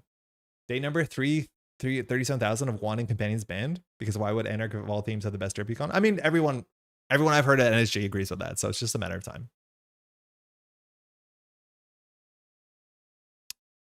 I don't know what's going on. Sick. I mean, I don't think we have to run that. We could. It's only 1 point. I'm actually more interested in contesting this. I also just want to run HQ and ignore the table, but I want to transfer for that to be good. Okay, Audrey's a start. Okay, that's good. That gives us reach. That's good. Okay, so transfer opens up the game. We have 3 and 35. How does the list compare to pre-Ashes Seb? I only started playing post-ban. Necron. It's functionally the same. The ones that were playing Ashen also played Buffer Drive. So you could play cards like Lago, and so like the cards that you could trash pushed you forward. I think they might have played Price, but I'm not 100% sure. Hadn't played Seb competitively for a while. The big thing is we're not playing that, so we've influenced for like things like Nuka and us Tread Lightly. That's good respect. So it's like similar. The game plan is the same. The thing is like you have to be a bit more precious. And you don't play like Lago or Price because they're a bit too destructive because you have limited resources. All right, I don't think we have to do much. Second crew is good. We don't have a good way to take the tag. Oh, I mean, we could run this, but we could lose up to multiple crew. I mean, I think that's fine. I just don't know if we want to take a 1-pointer. Yeah, let's do it. What's the order? It's take a tag, do 2 meat, and give the runner tag. So we take the meat first, so this could fully whiff. I mean, we'll always have a connection. It sucks to take a 1-pointer, but like, I mean, I guess we have to steal these. So we lost the Chisel and the Ero. So the Ero is the best card we lost. We steal this. We will draw. We will draw. We'll remove a tag. We can get to the sure gamble next turn by throwing a strike fund. Yeah, Wheels to Dream here is totally fine. With Bangun ID, can you give a tag for Seb Trigger? Remember that you can take the meat before installing? No, I don't think you can. I think you have to take the meat first. Because it says take a do 2 meat and give the runner a tag. I don't think we can choose. Maybe JNet just doesn't allow you to, but I'd be surprised if you can choose. Well, it's good respect.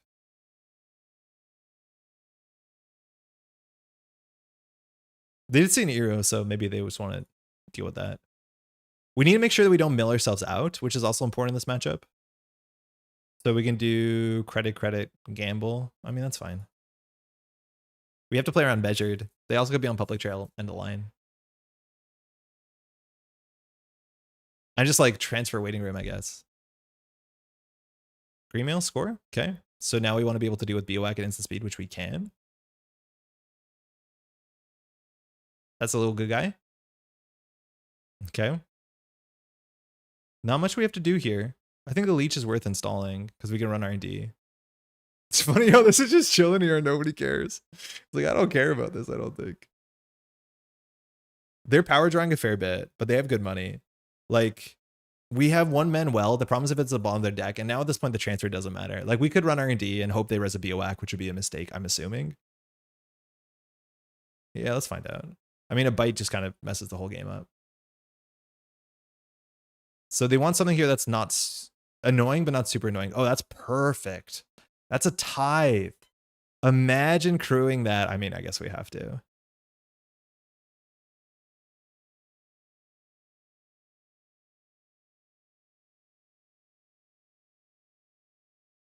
Wow. Okay, they have some really mean stuff in there. We could do Friendo, remove a tag. We could use Hannah to remove a tag. I mean, we have another Hannah, so that seems acceptable.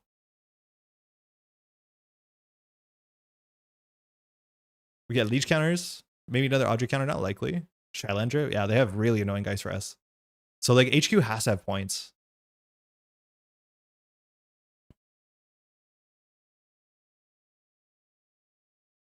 I just don't feel like I'm putting off enough pressure. If this is the mitosis deck, the mitosis deck. Oh, I don't know about the mitosis deck. It definitely could be a mitosis deck. I think purging R&D while you have a leech just doesn't always make a lot of sense.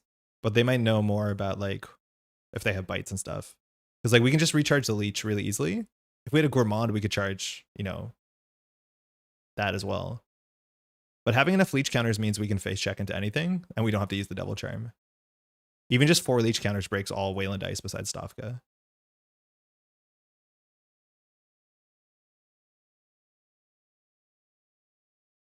Yeah, purging leech was less important than purging Audrey, but it's hard to purge when you can just get the counters back. Like you trade a turn, I just redo the turn.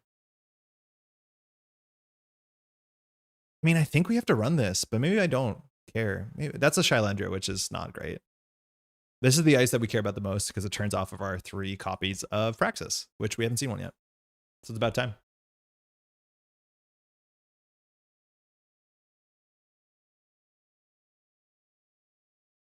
So we could trade this into that, take another tag. If they score this, I don't think we mind. Yeah, I think we let them score it. We have to remove a tag, unfortunately. The crew's really important. This is a weird matchup. Like, we just have to run HQ sooner than later. Oh, seamless. Cool. That's a good use for that for us. So let's see what they grab here.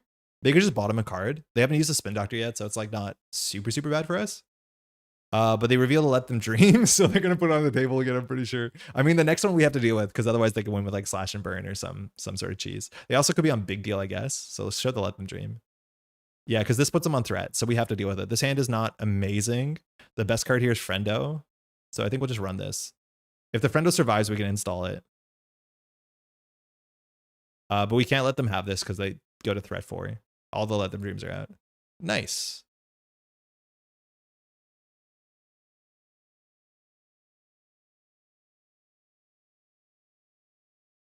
Okay. Purge, yeah, makes sense.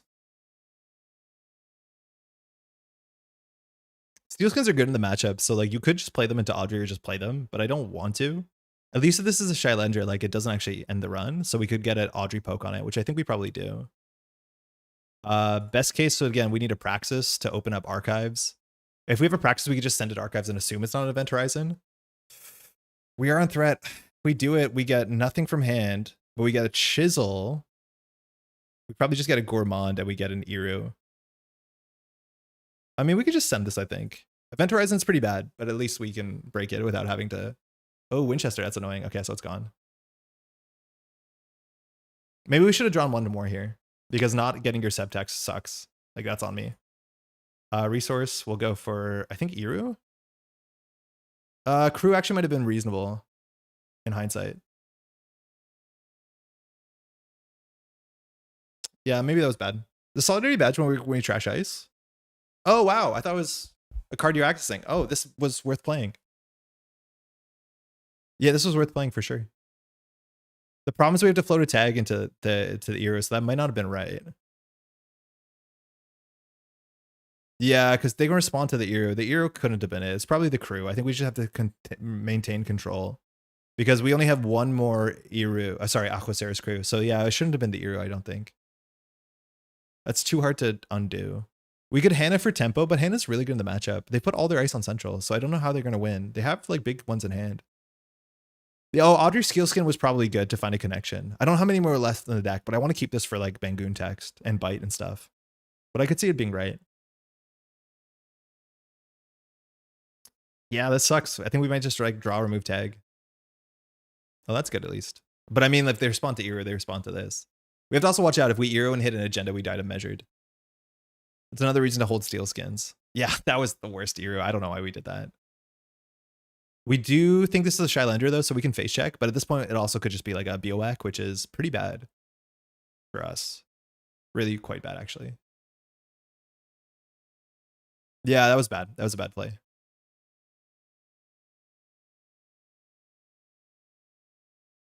Okay, so if it's a wall-to-wall, It hits one of these cards. Sorry, if it's a Shylander, this could be a wall-to-wall. It hits one of these cards, we lose 2 credits. I mean, I'm going to go for it.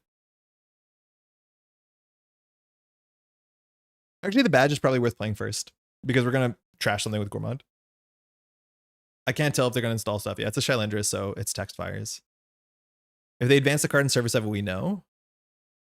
Hit the badge. Okay, fine. Okay. So we have an Audrey, we have a Leech. We can break any ice. Let's hand her the remote, I think. I can't tell what this is. Maybe this is a good time to praxis. Okay, hold on. Let's find a connection. No. I think we praxis. Yeah, it's a good time to praxis because we can get in this turn unless this is a virus. And I think we need to practice when we can, unless it's an event horizon. It's a mask. Okay, that's perfect. So the way that we used the steel skin was bad because we could have used it to break and then we would have drawn anyways. So yeah, that was a bad steel skin in obvious hindsight. So we have to match. Yeah, we messed that up. We shouldn't have used the steel skin. So I don't think the transfers are that good. The Rising Tide is now good because purging out on archives doesn't work.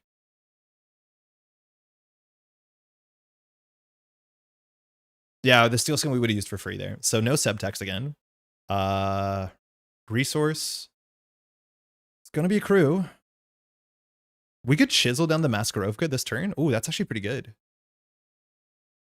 It means we're giving up the remote server. But we can chisel this with Leech, right? When you encounter the ice you're encountering. That doesn't work, right, chat? This doesn't work. I never remember if Leech chisel works. I don't think it works. The ice you're encountering when you encounter this ice. I don't think it works. It doesn't work, right? Did I make a mistake? Does not work. God dang it. Dang it. Yeah, it doesn't work. So this is not the one that we wanted to get. All right, we'll clear the tag. They could score out a 1-pointer and hit us with measures. So like, we do die to that. Only Devachon works, yeah. Or Tungsten.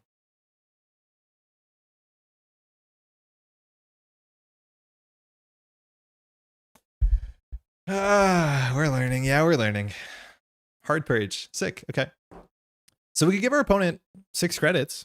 Is that good? Is that good for us? We might have wanted to crew that this turn. They didn't do anything with this card, so I think it's an upgrade. Huh.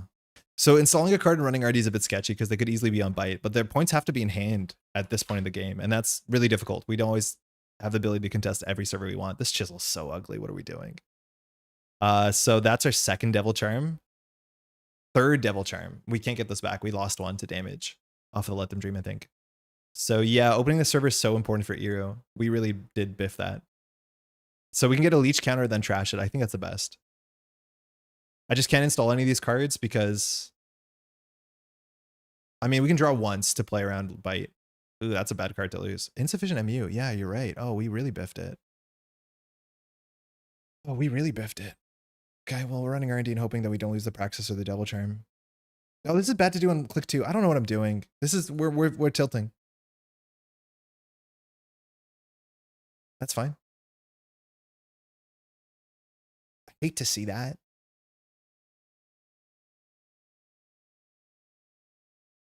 Just overwrite the chisel.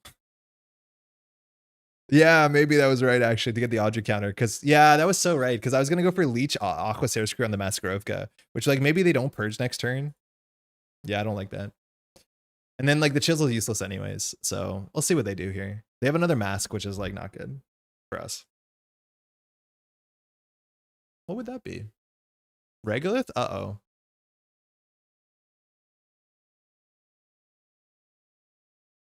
They have to have points in hand. There's 17 cards in R&D. But like, we're going to so die to measured. You don't need Leech since Chisel would already be on 1 counter. Oh my god, you're right. Why did I do that? So we praxis here. It's still pretty low value. This is like, again, they can survive all these praxises, but we still have a Katurga, which is cute. The thing is, like, we can't play around measured really well. So we can just blow this up. We want to have a card in hand to install. So let's go find a Valentina. That ain't it. So I think we just blow this up and install nothing. We can even do an Eru run, which is good fun. But we know they have a mask in hand. So like, not particularly valuable. Chisel doesn't work with Chisel.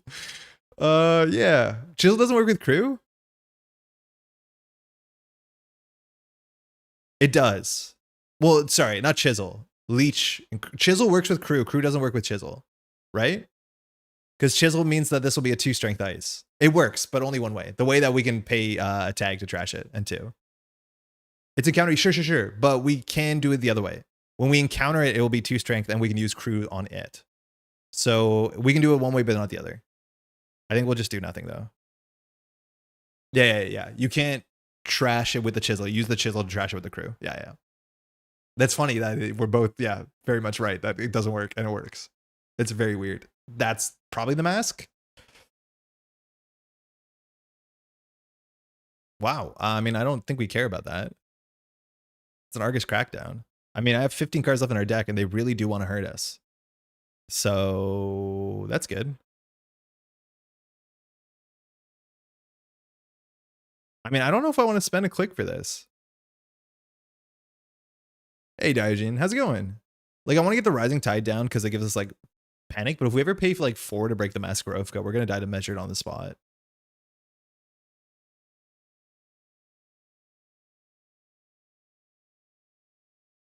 I'm not doing anything. It only works in the least satisfying way. I mean, it's still kind of cool. It's kind of cool to use the Chisel text.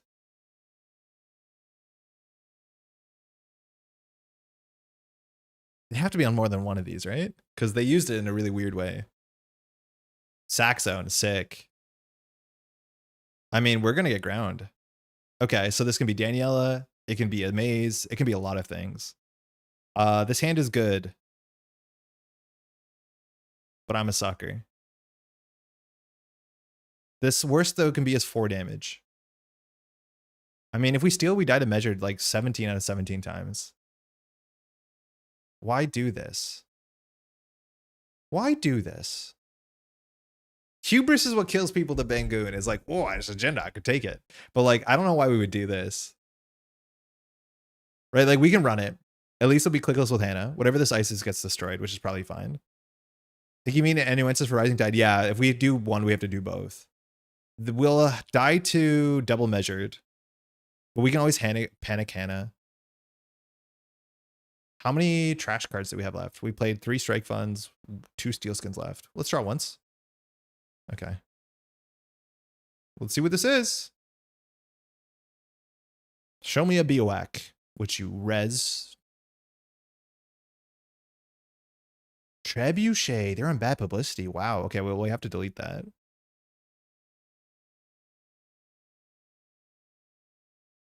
It's Angelique, yeah. So that's not as bad as it could be. So we'll hit the sack zone. We lost the tide and a transfer. Okay, we'll shut up. We'll take it. Shoot us for 2. Okay, we'll trash it to get the Audrey counter. Then we just do draw. We do draw. We think. We remove the tag. Measured's an issue, so we have to Hannah here.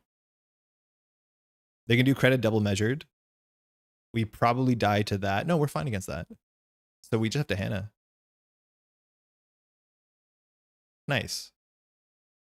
We're on 4. So if they run 3-pointers, which I don't think they do, we can win.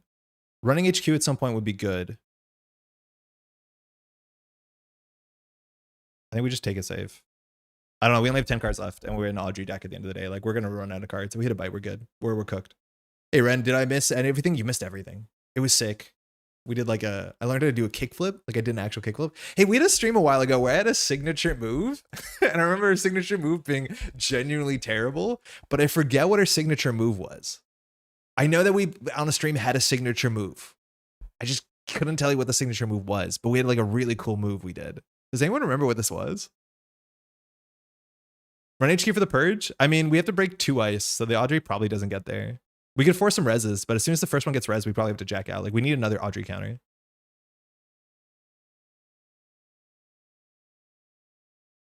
We do want to run HQ, though, and if we hit a 2.0, this wins. And that's the bigger thing. It's like the text on this doesn't matter.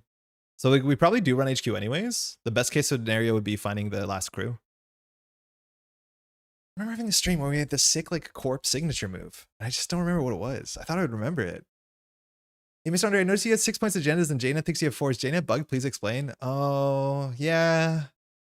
It's been broken for a while though. It's like consistently been a couple months of this. Signature move was over installing a cohort. Yeah, that was it. Our signature move was over installing a cohort. Yeah, that is 100% it. It's all coming back. It's flooding back. The amount of tempo we gained from over installing the cohorts was like remarkable. Eero for 2-pointer then win? I don't know if we can do Eero. We can't even break this. I think it'd be risky to run HQ. The good thing if it's a Stavka, it doesn't matter. Yeah, we think this is 2 masks, so we can't deal with that. I mean, I want to take this because it puts us on game point, but I think I want to run HQ first and force some reses. I don't know what we could draw here to get us into. Like, maybe we just do a raindrops and say that's enough cards in hand. This makes the res bad, but we will eventually like run out of cards. So like we can throw the steel skin. We have more cards in hand than it looks. They also could be holding a bite. They haven't used a single spin yet, and they have 13 cards in R&D. So maybe they're not no spins, but like they have to have points. We've seen, again, only 4 points. We've seen 2, 4, 5, 6, 7, 8, 9, 10 points. So there's still, again, 10 points within these 16, 17 cards. Gourmand Peak HQ is probably good. Yeah, Gourmand is not bad either because it gets a counter. But our MU is cooked. And I'm not giving up on the chisel because we have to pretend we like it. Ooh, that's always a bad one. That's a bad one. So the next one probably will end the run. Maybe it's a tithe. In for a penny, in for a pound. We don't have to break all the subroutines, which is good. So we will break some of these. So trash the steel skin. Yep. Trash the, I think the badge.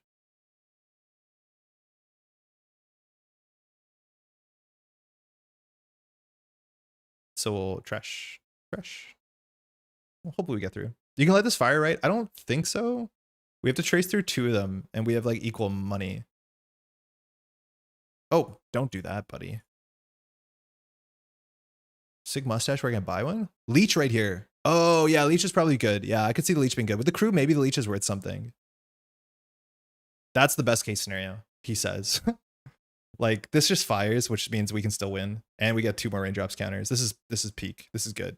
I swear to God, if you trash my chisel, thank you. Really? Imagine Katurgaing the green mail. Okay. So they're on 2 credits. We probably have to run the green mail now. Could have leached it? Yeah, we could have. Ultimately, it was fine because of the stuff. But the thing is, like, now this is just 3 credits to get through. So we could Katurga HQ. We have no transfers left. Manuel's in our bottom 5. You could lose the card. I know. You could lose the card you pull from Katurga, but we could do it. We could do it.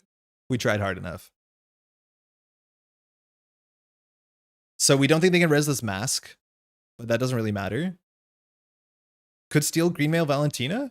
Yeah, that's cute. Yeah, I like that actually. I just want to know if we want to Katurga the Greenmail. I don't think we need to because we can always run HQ next turn. I don't think we have to gamble either. I think we'll be fine. Gamble Katurga Greenmail Valentina. Gamble Katurga. Where are we Katurging? I think it'll be for a Devil Charm, right? Yeah, let's just risk it. I'm going to keep the gamble because it's better padding. So let's Katurga this and hope that it doesn't hit the Devil Charm. And we keep the crew. We have to do our trigger first though. So we have to grab a card back. I mean, we probably either go for the Fractor, but I think we just go for the Devil Charm. We lost the Devil Charm. I mean, easy come, easy go. So we'll install the Valentina, which clears the tag, which gives us a credit. We steal the green mail. I mean, that's pretty sick. Praxis Archive blow up mask. Oh, we can, we should. I think we do it this turn before they can res the mask. I think we do Aquaceris crew, Iru. Yeah, I didn't think I realized we had that line, but we could do Aquaceris crew. And then we can just fire Iru and floater tag. I mean, the problem is we can't floater tag against Bangoon. So we'll just hold that line for next turn. We can always run HQ. I think we need to find our Manuel. That ain't it. Iru installs the crew? Oh, shut up. Yeah, that would have been so good. Seb is not once per turn. It's whenever, as long as you have no tags.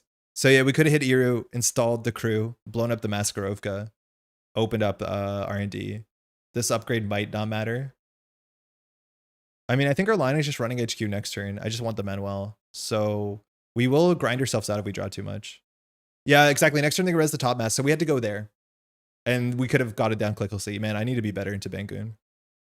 Or sorry, into Seb. I need to be smarter. That's money. We have to deal with that. Their money matters. Still can? No, we can't anymore. Oh, we have 3 cards left. That's sick. She's perfect. Oh yeah, we bad pub. Nice. We think they're on red cap for that bad pub, but maybe they're not. Maybe it's just like a good card. I don't know. Yeah, we could do a last click, but then we float the tag into Bangun, which like is kind of sketchy. I mean, I don't know how they win. I think we just click for credits. Like, how are they going to win? Yeah, Ren. I don't know how they win. They need to score 4 more points. They have 10 cards left in R&D. We can run HQ. It only costs us a trace 3 with bad publicity. The Maskarovka's gone. The Chisel did it. Hey guys, the Chisel did it. Install an ice? Shut up, they don't know that. We could be on Modulus. I think we just run HQ when we get lucky. This Winchester trace is like pretty bad. The best case is we'd have a Manuel, but then we'd also figure out how to get a tag, which is kind of funny that we can't. But I think we just run HQ for singles. Again, this trace costs us 2 credits if they boost into it. Like, this is the server they need to ice up. And if they overextend on the trace, we fire Iru. I hope they don't fire all the traces. A lot. It's really annoying. They did. Okay, so we have to click a bunch more.